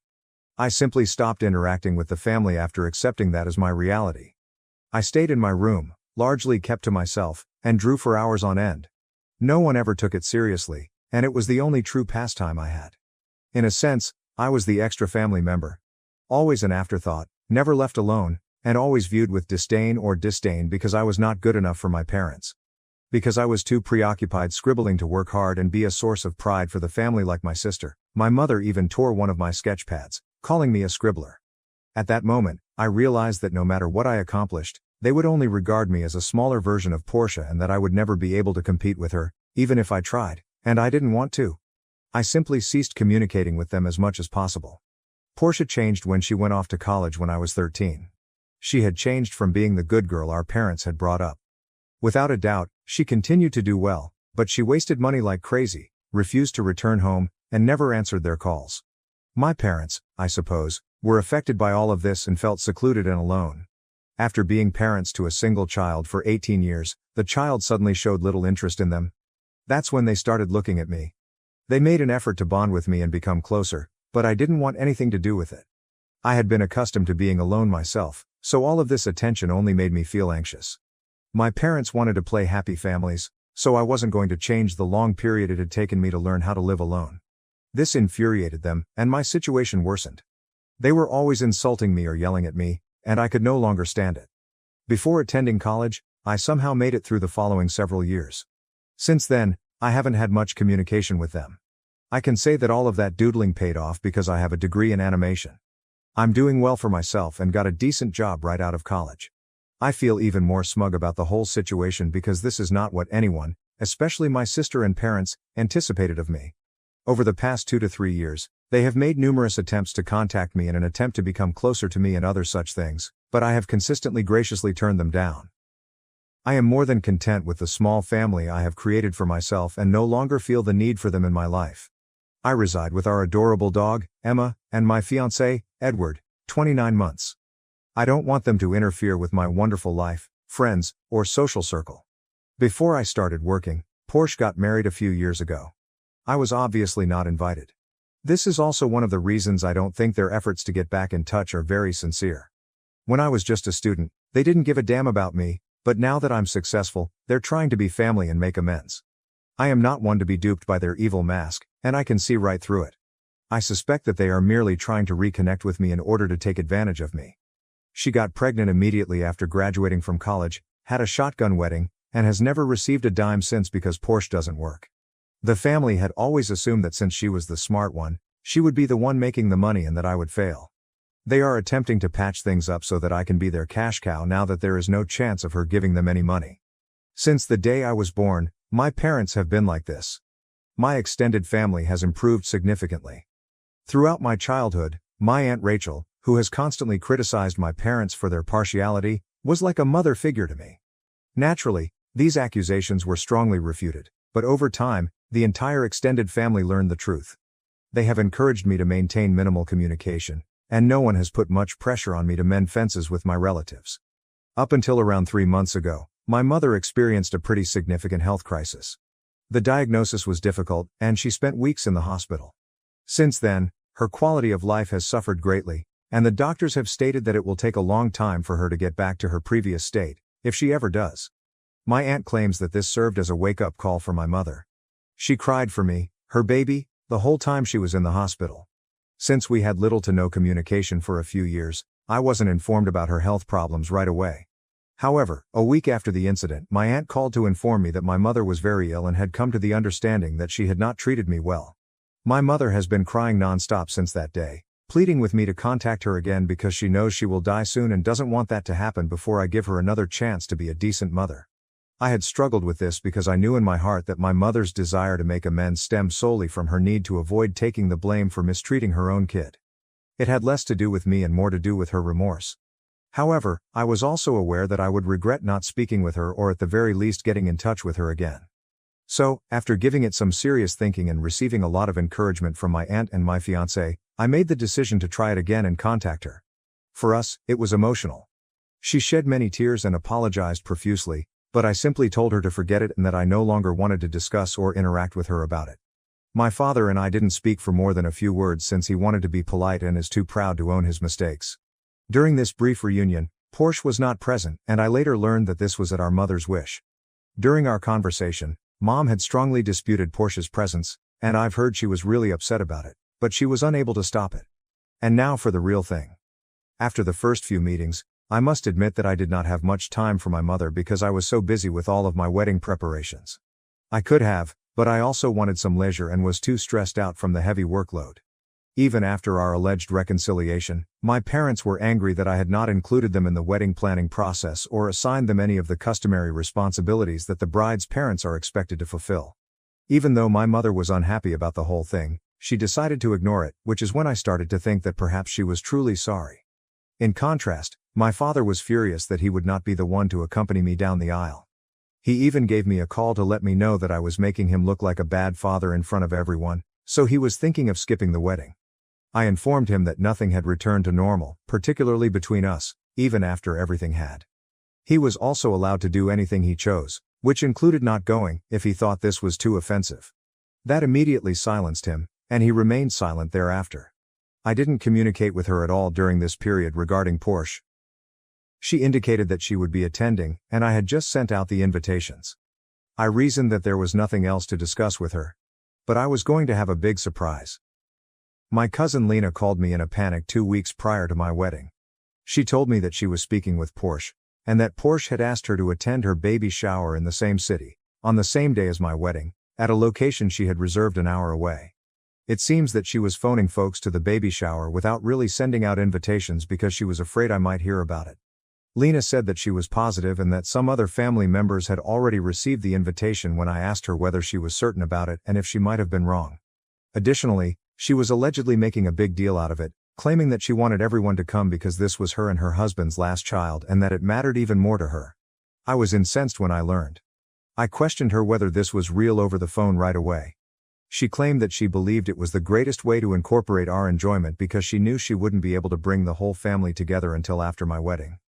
I should be happy that her baby gets to celebrate and attend my wedding in spirit, she stated. Since she did it on my wedding day, not even a day before or after, I told her that she was insane and a spiteful witch. I also reminded her that she should have inquired or notified me if she truly had good intentions. Just 2 days before my wedding, I was learning about it from someone else, which revealed to me what she was planning to do and how insane she was. She informed me that she was free to celebrate her baby whenever she pleased, that I had no right to call her names, and that I had no control over the date or what other people chose to do. She asserted that I had no authority to prevent guests from attending her baby shower or traveling to my wedding if they so desired. I hate to confess it, but I had a full-blown mental breakdown and was completely at a loss for words. I simply couldn't handle the facts and was inconsolable. Even though he was angry, Edward, who was with me, knew just what to say. We made the decision that everyone we had invited would receive a note. We made an effort to appear as kind as we could, and the message said something like how we discovered that the dates had conflicted. Although we were pleased for Porsche, we were aware that some of our guests would have to choose between going to the baby shower and the wedding. Additionally, we informed them that we were not in the mood for any more drama with only 2 weeks left until the wedding and asked them to confirm their attendance with my maid of honor. The wedding is where I would see them. I instructed my maid of honor to record everyone who confirmed their attendance so that we could modify the catering and other arrangements appropriately. We would simply go to the courts and be married if everyone decided to come to the baby shower. Although it may seem like an exaggeration, I was certain that most people would prefer to attend her baby shower over my wedding because I had been ignored my entire childhood. I'm happy I was shown to be mistaken. I asked Zara, my maid of honor, 2 days prior to my wedding, if anyone had confirmed what the current situation was. She simply assured me that everything was under control and that I shouldn't worry about it. I still didn't know how many people had left me for Portia, so her response was not at all reassuring. She simply told me to relax and that she would handle everything. I was shocked to see nearly every member of my family who I had invited on the wedding day, with the exception of Portia, of course, my father, who I had presumed, and my paternal aunt and her family. My mother, who is not the kind to do things without my father, was one of the people who made it, which surprised me greatly. The actual wedding proceeded according to plan, and I must admit that I was relieved my father wasn't attending. He would have created needless drama and pouted the entire time. I was therefore rather relieved that he was not there. Portia, however, was unable to tolerate this affront against her, especially since she was not accustomed to it. I noticed Dad and Portia arriving at the location as my ceremony was nearing to a conclusion and everyone was leaving for lunch. Zara stood up and prevented them from entering the building before I could say anything. Even though I couldn't fully understand what they were saying, I could tell that they were arguing and that the argument was becoming more heated by the moment. Portia even attempted to force her way inside at one point, and Zara did her best to keep her out, but my dad also forced through, and their combined might was too great for her. She burst into tears like a pampered child the moment Portia entered. It was real crying, like a baby, not just a few stray tears here and there. Seeing it was so repulsive and unpleasant. I was embarrassed because she was acting in such a way in front of Edward's family, our friends, and our co-workers, even though I knew my family was aware of her shenanigans. She insisted that I should have had the grace to postpone my wedding when I knew she was throwing her baby shower, and that everyone had come to my wedding rather than her final one. Before I could respond, Rachel claimed that she was the one who had stolen the wedding date, which I had decided upon months prior. She would have been the one to move her baby shower to a different day if she had any common sense. Portia glanced at my dad for support because she didn't anticipate being called out in that manner, but he was strangely silent. At that point, Portia boldly asserted that although marriages fail frequently and that I might marry again, she was definitely not going to become pregnant again. I wanted to slap her in the face because I was so angry. At the time, I was shocked that she had the audacity to imply that my marriage might fail on my wedding day. By that point, I'd had enough and told her to leave the stadium immediately. I also informed her that she already had 3 children and that, given everything she has done since leaving college and spending all of Dad's money, there was no assurance she wouldn't continue to pop out.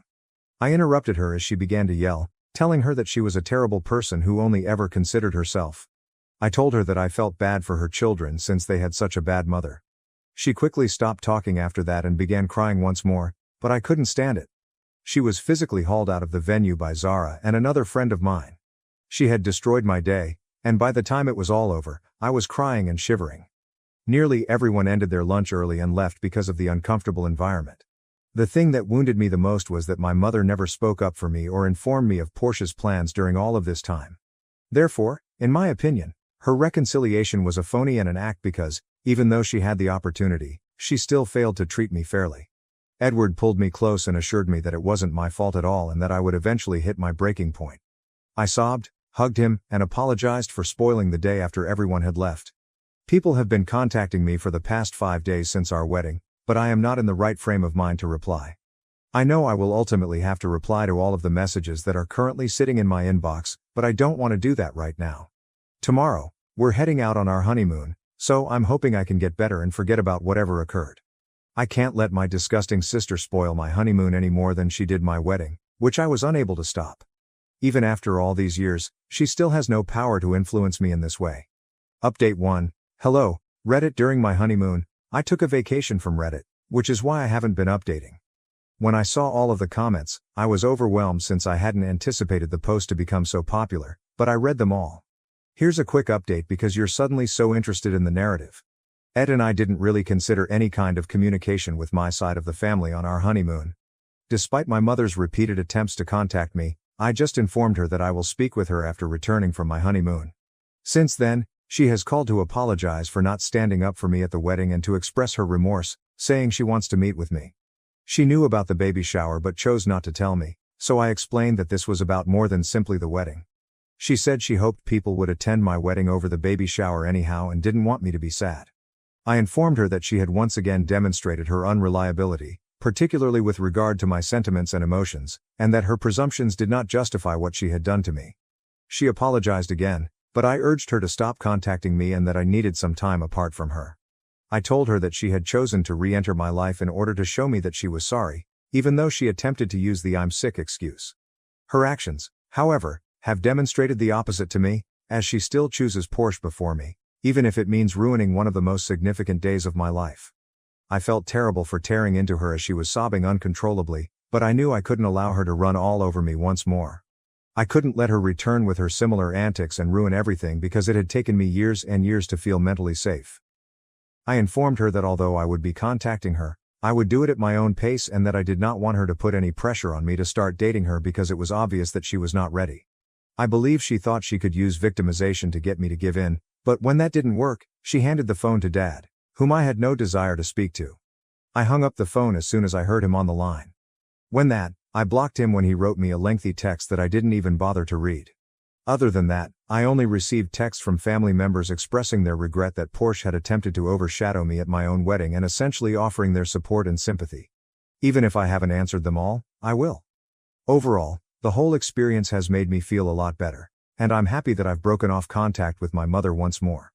I don't want my parents to destroy the family I've created for myself, and I don't have the energy to cope with them. Update 2. It's obvious that the drama is still going on, even though I had assumed it had ended. Jake, the spouse of Porsche, showed up at my house last night. I called him inside because he appeared rather forlorn and I didn't have the courage to turn him away. He apologized to me right away, claiming he was unaware Porsche had been plotting this. That's when I remembered that I didn't see Jake at my wedding for the entire episode. When I asked him what he meant, he explained that she had demanded that the date be changed because he had really scheduled Porsche's baby shower for a week after my wedding. She also explained to him that she wanted to hold the baby shower on the same day as the wedding because I hadn't invited them. He disagreed, saying that since we had been apart for a while, she shouldn't have been anticipating an invitation in the first place. He claimed that he would have been shocked if I had invited them and that he never tried to get clarification from me since he thought it was reasonable that I hadn't. He was embarrassed to learn the truth about what had truly transpired that day, and he only learned it because my mother informed him. He inquired if there was anything he could do to improve the situation overall and expressed his sincere regret, saying he wanted to apologize on her behalf. I informed him that his wife was an adult who was capable of accepting responsibility for her own conduct and that he had no need to apologize because he was not present. I told her that if she didn't apologize, it didn't mean anything and that she needed to learn to accept responsibility for her actions. I thanked him for getting in touch and assured him that I had nothing against him and that he seemed like a wonderful man. Although I think it was kind of him to visit and speak with us, his wife's actions still stand. To be honest, I am aware that I will not forgive her even if she were to apologize in the future. Now that she has dug her grave, she can rest in it. Update 3. Jake and Portia are on the verge of getting a divorce. It seems that they had been at odds for a while, and her actions at my wedding were the final straw. She has been running around accusing me of being the cause of her divorce, but I suppose that everyone has had enough of her shenanigans and is no longer prepared to put up with her self-pitying rant. It had been made clear that this would only be a temporary arrangement, but the last I heard, she was going to move in with Mom and Dad. She even contacted me to offer to watch her children for free, claiming that this would be my way of making amends for destroying her life. I don't want to get involved in this drama any longer, so I immediately blocked her everywhere. Although I am unaware of the specifics of their divorce, I am aware that Jake is attempting to obtain sole custody of all the children because he believes she gives them an unsuitable and unstable environment in which to grow up. Although I am unsure of the outcome of their divorce, I am aware that she is in tremendous difficulties and that no one is currently prepared to assist her. So, it's unclear what will happen. I've completely bowed out of this whole mess and, consequently, my family. That's all I know. I lived a quiet and contented existence before they made the decision to contact me again, and this is far more bother than they're worth. My Aunt Rachel and a couple of my cousins are the only members of my family who I currently choose to be around because they were there for me during the whole wedding disaster. I have the utmost gratitude for their unwavering support. I'm going to be extremely protective of my boundaries going forward since they are the only people who deserve to be in my life. Now to the next story 8. My husband has informed me that he intends to go on a gaycation with his bill in Ibiza. How should I handle this? Original post. Hi there, I really wish I didn't have to make this post, but here goes. So me and my husband have been happily married for about 16 years give or take. We both have stable careers, good family life and are fairly fortunate despite the cost of living racking the UK right now. We have 2 boys, 15 and 10, and up until this Sunday, thought we had it pretty good. We argue sometimes of course but never get too bad, and we have a pretty decent sex life with some exploration but I won't get into that. Long and short is, on Sunday, just after I dropped our boys off at their friends, my husband asked me if we had the house alone and more importantly, do I have a minute? I said yes and he sat me down, then got out this printed poster for some sort of orgy, and started explaining to me the concept of a gaycation. How it's where straight men go to somewhere with sun, sand and booze, and become gay, for the duration of the trip but that's fine because it doesn't actually count, because what happens on the gaycation, stays on the gaycation. I was just completely silent and mortified. Even more so when he said he was looking into booking a trip to Ibiza next year with his BIL, his sister's husband, to experience it for himself. When he finally let me speak I just said, I need him to be clear with me, is he gay? Because if yes, that's okay, but we need to figure out what happens going forward. I didn't let myself get angry or upset, I was just stunned. He swore up and down how he's not gay and he's 100% attracted to women and of course still loves me and our boys. So I said, well, do you think you're bi maybe? And he got very defensive, saying how I need to drop the accusations and that this is the beauty of the gaycation. It allows straight men to experience gayness without actually being gay and how it's like going to an aquarium. And again he was adamant he doesn't find men's bodies or genitalia exciting at all, but he needs to experience this apparently. I said, well, I'm really not comfortable because even if he was bi, this would be explicitly cheating on me and he got angry and reiterated he's not, because that's the beauty of the gaycation, etc. I just had enough and left the room. I ignored him for the rest of the day but we spoke at tea where I again asked him, why does he want to do this so badly if he's not gay? He said how he's interested in how gay men's lives differ to straight men's and that unfortunately, once the gaycation begins, it's simply impossible for a man to resist and he must surrender himself mind, body and soul, to the gaycation or be destroyed. I really can't put into words how surreal it was, because he was speaking so matter-of-factly and he again insists this is a thing that straight men do all the time and how he's actually doing it a bit late. I just said to him if he has any love for me then he can't go ahead with this and if he does, the marriage will be dead. We didn't speak anymore after that. Since then he's mentioned no more of it but somehow, and this is what scares me a lot too, that decision genuinely seems to be tearing him up. He didn't go into work on Monday, and only went in half a day yesterday, because he told them he just felt too ill and he just looks distraught every time I see him. I really don't think he's wholly gay though. I can absolutely believe he's bi but I'd rather we talked about that in a healthy way rather than this incredibly weird denialism around going on a sex holiday to Ibiza. Has anyone known straight guys to do this and come back and just go back to being straight? Like surely that can't be a thing that happens. I'm so out of my depth here and I just don't know how to even initiate the conversation. For the record I also haven't mentioned it to his sister yet, I don't know how I'd even break it to her. Thanks for any help, I just don't even want to think so being able to get this out there has helped even just a little bit. Edit. Wow, this blew up. This has been incredibly sobering and I think I've now confirmed what I already knew to be the case. The marriage is dead, one way or another. In a way I was in denial about that. I have contacted my SIL and she initially screamed at me, calling me a liar and even insisted I was trying to steal her husband. She rang me back shortly after, apologized and admitted she was in deep, deep shock. I have asked my parents to look after the boys and we're going to meet tomorrow to discuss this deeper. I have also texted my husband and told him he will need to make alternative accommodation arrangements but he will not be sleeping here tonight and a bag will be waiting for him. Not sure if the mods want to lock the post or not but I think I've got my answers.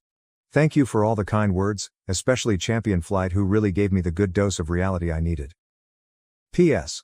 I see a lot of people asking about the aquarium and at risk of doxing myself. There is a pretty famous aquarium in the UK called The Deep. At the very end you walk through a tunnel that goes underneath the main fish tank, so it's quite immersive, I suppose. My husband explained the aquarium thing and that it's a bit like that. You go there and you observe the fishes, you even get a bit up close, but you never actually enter the water, get emotionally invested, or become a fish wa gay, so it doesn't really count. It was a very bizarre analogy, and I pointed out it still makes no sense, and he just got more in a huff and how I just don't get it. And frankly I still don't. Relevant comments. Commenter 1. Your husband isn't proposing a gaycation. He's proposing cheating on you with men while using magical thinking to pretend it doesn't count. The fact that he's planning this with his sister's husband makes it even more disturbing.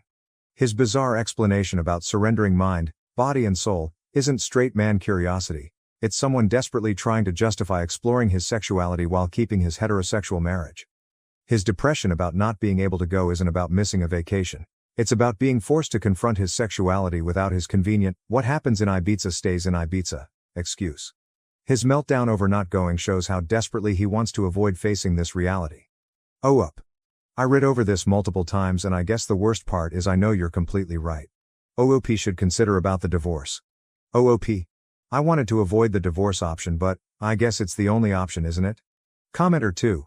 So this is just a thought, but I'm wondering if he was really planning on doing the gaycation or if that was just a cover to try to get you to agree to it. What if the real plan was to get with women while he's down there? That. I hadn't really thought of that, tbh. And now the thought terrifies me.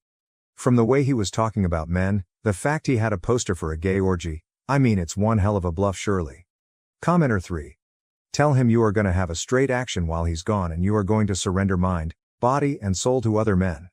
Honest to God, if my husband proposed this to me, I'd use his time away to pack up, move out and have divorce papers waiting for him. Update. November 28, 2024.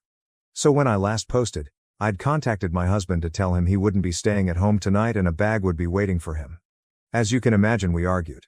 Quite badly. I won't go into the specific details, but no, I'm 100% on board with the fact at a minimum he's bi, might even be gay altogether.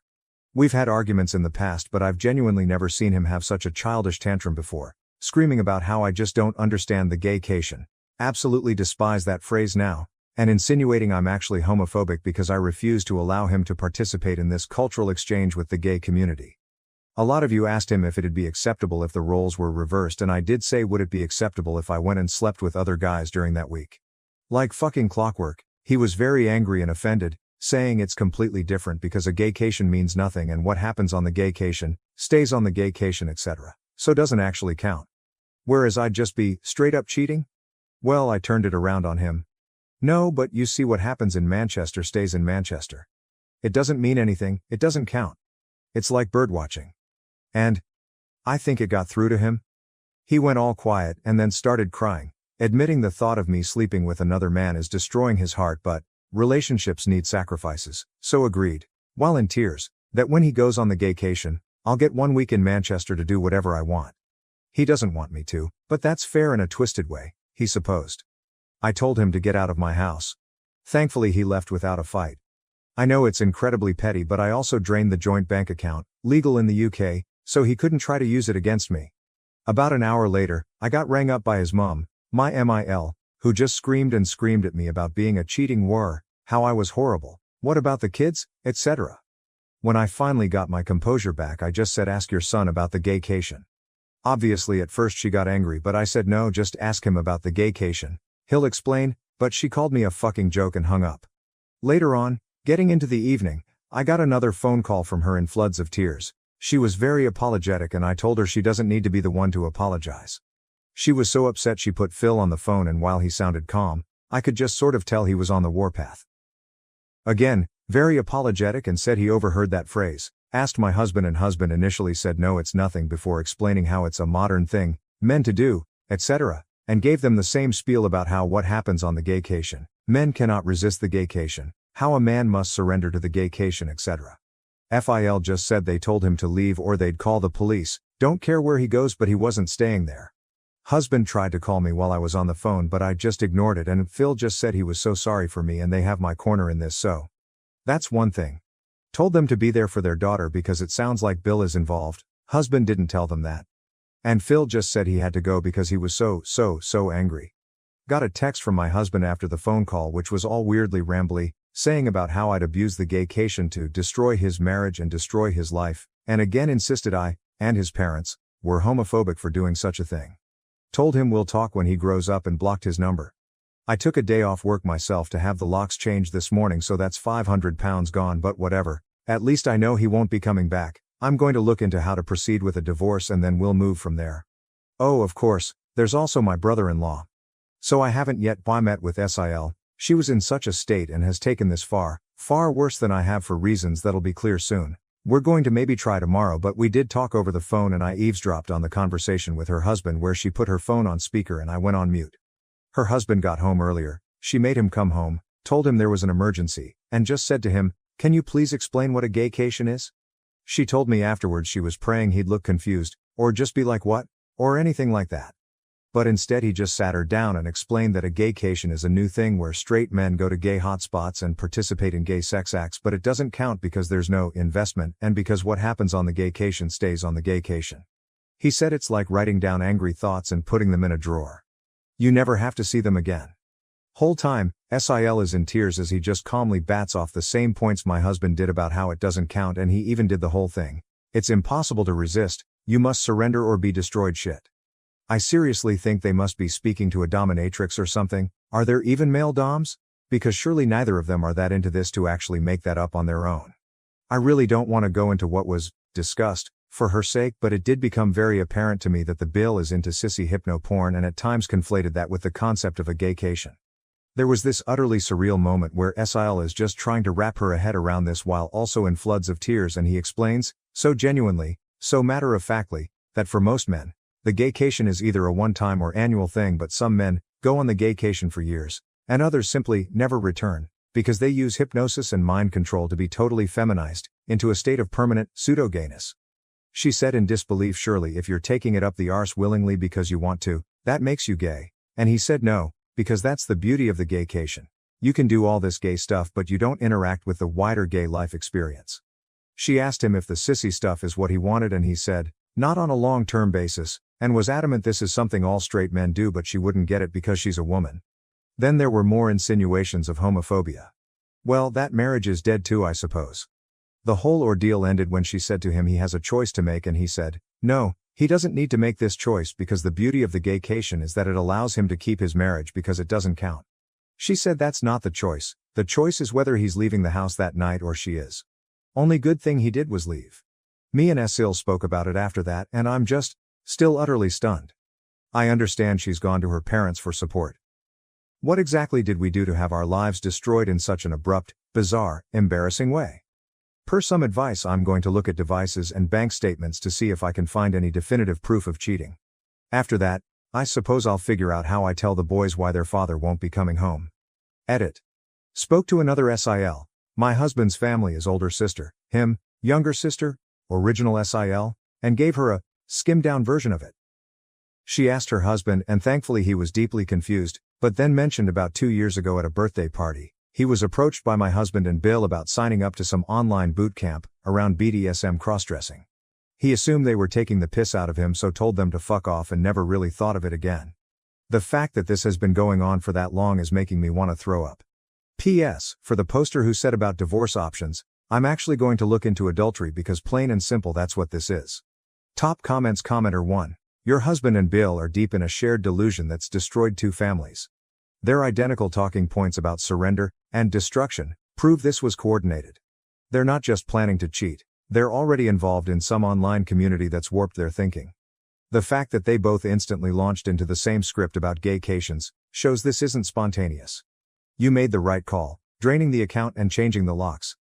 Their attempts to flip this into accusations of homophobia show how desperately they're trying to avoid responsibility.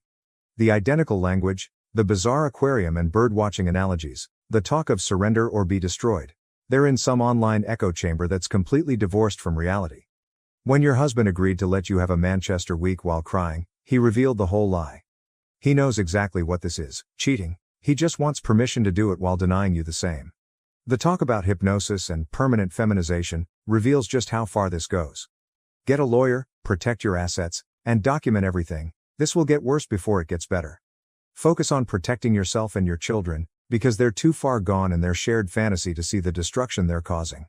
What a pathetic hill for two men to die on. They destroyed their marriages, traumatized their families, and alienated their parents.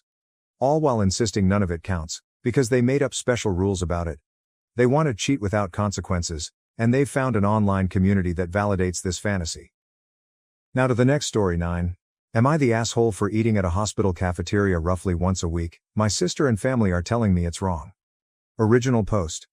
Okay, hear me out. I work just a few blocks away from a hospital, and get there pretty quickly by bicycle. Their cafeteria is quaint with good prices. So usually once a week or so, I'll go there for lunch. The food isn't what I would call amazing. But they have a nice variety from time to time. The staff even recognize me, and are always pleasant. They don't mind that I'm just there for lunch. And it's far quieter eating there than at any local restaurant. I'm on the spectrum, and don't like loud noises. So the quiet lunches in this place are a godsend for me some days. Recently my sister found out I've been eating at the hospital. And went off on me over how hospital cafeterias are only supposed to be there for people who are at the hospital because they need to be. I retorted that I was giving them business, and it's not like I was taking food out of the mouths of patients, and I only went once a week. So what was the big deal? But she still insisted I was wrong. Then she got our parents involved, and they're siding with her. They are telling me I should only be eating at the hospital if I had an actual reason to be there. I told them they were all crazy, and it was just normal food that I was paying for. But now, because neither they or I are backing down, I'm torn. Aida for going to eat lunch in a hospital cafeteria once a week just because I work nearby. Edit. Thank you for all the comments. I will make this a hill to sit on if I have to now. I really apologize for the length of this post, but writing down all the details took way longer than I thought. And this situation was downright crazy. I never thought my sister would do something like this. Not too long ago I, 23 minutes, posted an RedditStories for advice because my parents and sister were angry at me for regularly eating in a hospital cafeteria because it's close to my work. I enjoy the peace and quiet there on the days I do show up to eat. But this situation escalated so radically, that I can't believe something so dumb actually happened. My sister did the pettiest thing she's ever done to me. And for completely undeserved reasons too. When my sister found out I was eating at the hospital cafeteria, she went off on me over how that food is just for people who are at the hospital because they need to be. We ended up in a big argument about it in which I told her it wasn't like I was taking food from the mouths of patients. Then she went to our parents to get them on her side like always. And they immediately sided with her just like I thought they would. They backed her up on how the hospital cafeteria was not a place to go eating casually. And we had a big argument. They spent days hounding me and telling me I was wrong, and demanding I stop. So I went to Reddit. And here I learned that not only was I not doing anything wrong, but it's a very common thing for people to go eat at hospital cafeterias just because they like it. I hoped the situation would just fade away. But a few days later, my sister called me asking if I had stopped eating at the hospital. I said no. And then it started all over again. My parents then called me fuming and acting like I was supposed to stop going because they said so. I reminded them that I don't live under their roof anymore. And this is exactly the kind of reason why I moved out. They take my sister's side in almost everything. They huffed and puffed about it. This time the fight didn't stay at home though. Other relatives found out because my sister tried to broaden her support. She was so dead set on enforcing her will upon me, that she went looking for help from other relatives. But our parents were the only ones on her side. And my uncle personally admonished my parents and her over the phone for it once I told him what actually happened. He told them they were only siding with my sister because she's their favorite. And they're terrible parents for ever playing favorites to begin with. Then my cousin went to eat with me at that hospital cafeteria, and said he'd like to go there once a week too, as he also works nearby and bicycles everywhere. We've run into each other at lunch there once already since then. He was actually rather pleased to find out the food was made healthier than most other places. He's a bit of a picky eater. So this place is kinda like his new lunch hangout. And my sister got even angrier after finding out there were other people in the family eating at the hospital now too. Once outed, my parents backed down due to embarrassment. They apologized to me, and gave me some malarkey that they honestly thought eating at a hospital was weird, and that they felt like they just needed to defend my sister. I told them they'd been placating my sister for so long, that it's all they do whenever she starts something with anyone. She's been treating me like a condescending control freak and a bully since we were teenagers, even though I'm older. And they just kept enabling that. But I won't put up with it anymore. My parents ended up conceding, and apologized. Then they made my sister apologize to me too. And I could tell she hated every second of it, because she tried to speak through her teeth at first. Later on, my parents invited me to dinner as another form of apology. But it felt more like a show to look good to the rest of the family, because they told everyone about it before it even happened. The dinner was great, I can't deny it. My parents had cooked a turkey. Arguably one of my favorite things to eat. I love the drumsticks slathered with gravy. Yeah, I'm kinda a pig when I eat them. But I can't help it. My sister always thought it hilarious. And was one of the few things I didn't mind her laughing about. So I thought nothing of why she was so giggly at dinner. Later after the family dinner, I noticed that my bike was missing. I'd parked it in the backyard out of sight. But it was just gone. I freaked out because it's my only mode of transportation. My parents panicked a bit with me. But my sister seemed just the opposite. She actually looked happy and was still giggling. I immediately suspected her, and she played innocent. She even gave the "I can't believe you'd think I'd do something like that" line.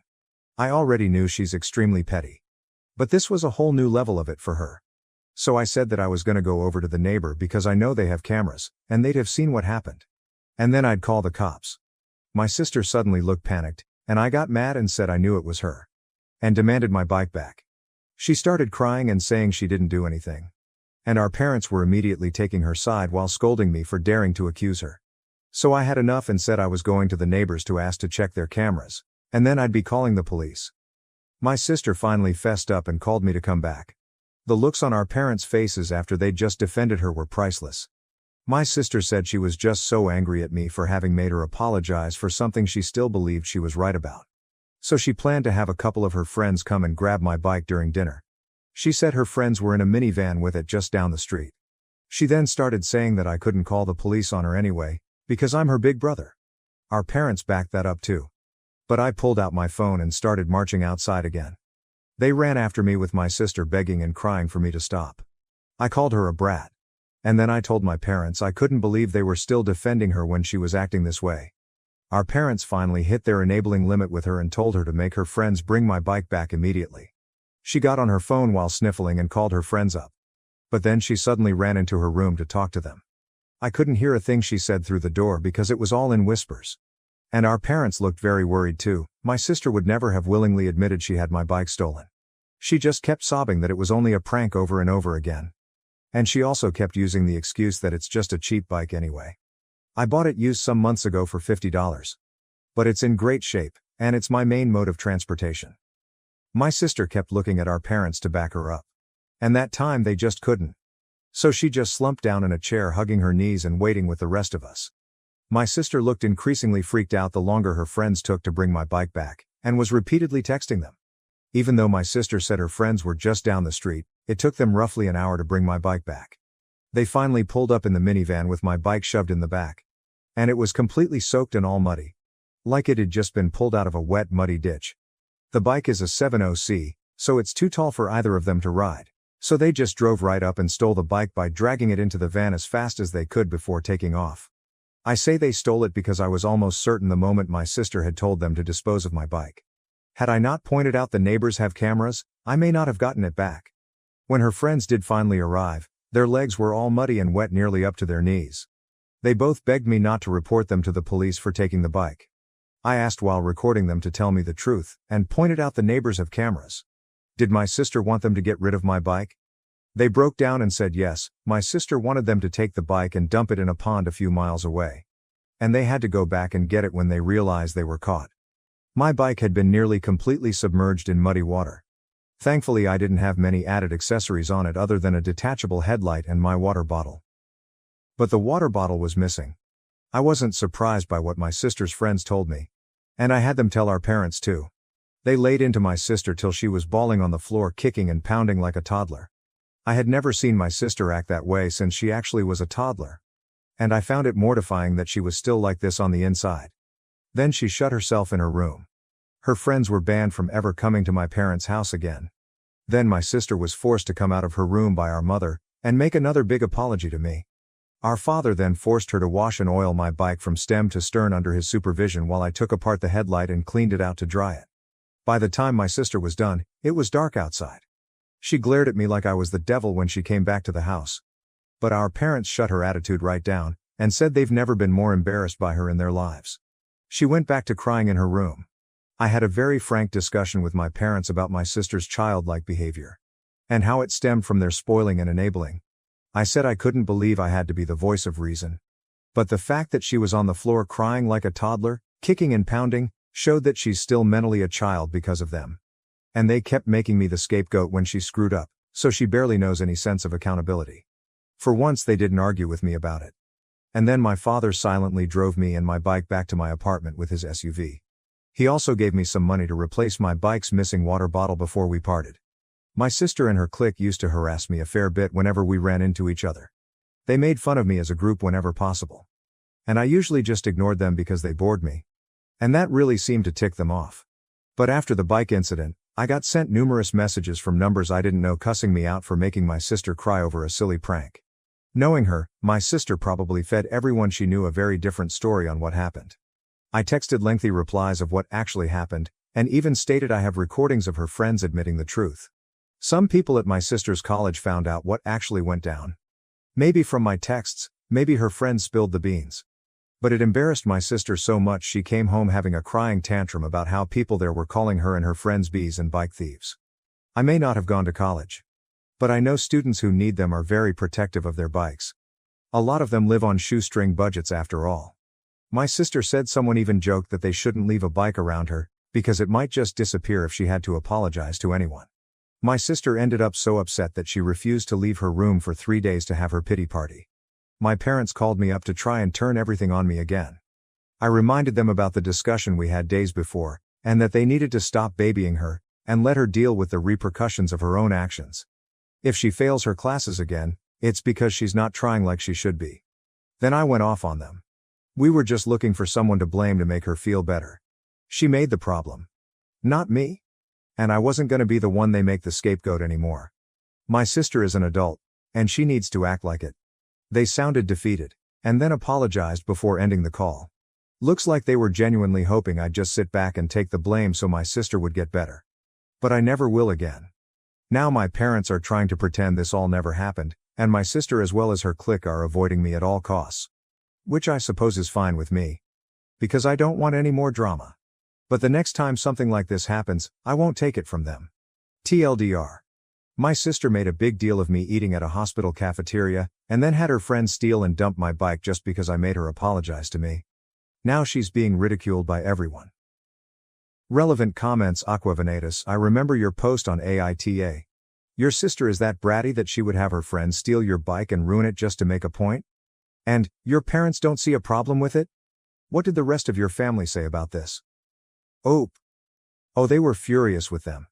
I didn't include details about it because the post was already way too long, but my aunt and uncle gave my parents one hell of a dressing down, twice. The first time in person the day after the bike theft happened. They had a long discussion with my parents over how their babying has prevented my sister from growing up. And she wouldn't be able to function without them if she never learns to become an adult. The second time was after my parents called me to try and make me take blame when my sister locked herself in her room for 3 days. I talked with my cousin that evening when we met up to have dinner together. And he told his parents, my aunt and uncle. And they called my parents to ask them what the hell. Then told them that they were beyond ashamed of them that they still tried to make me the scapegoat. And that they didn't care if old habits die hard. It's gonna stop. Let's just say my sister wasn't the only one crying anymore. No one has told me anything about what's going on with my sister at her college for a while. And she's avoiding me. My parents have also not spoken to me since that call.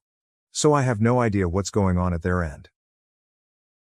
Thank you for watching. If you haven't subscribed yet, please do so and hit the notification bell to stay updated with more shocking real-life stories happening around you.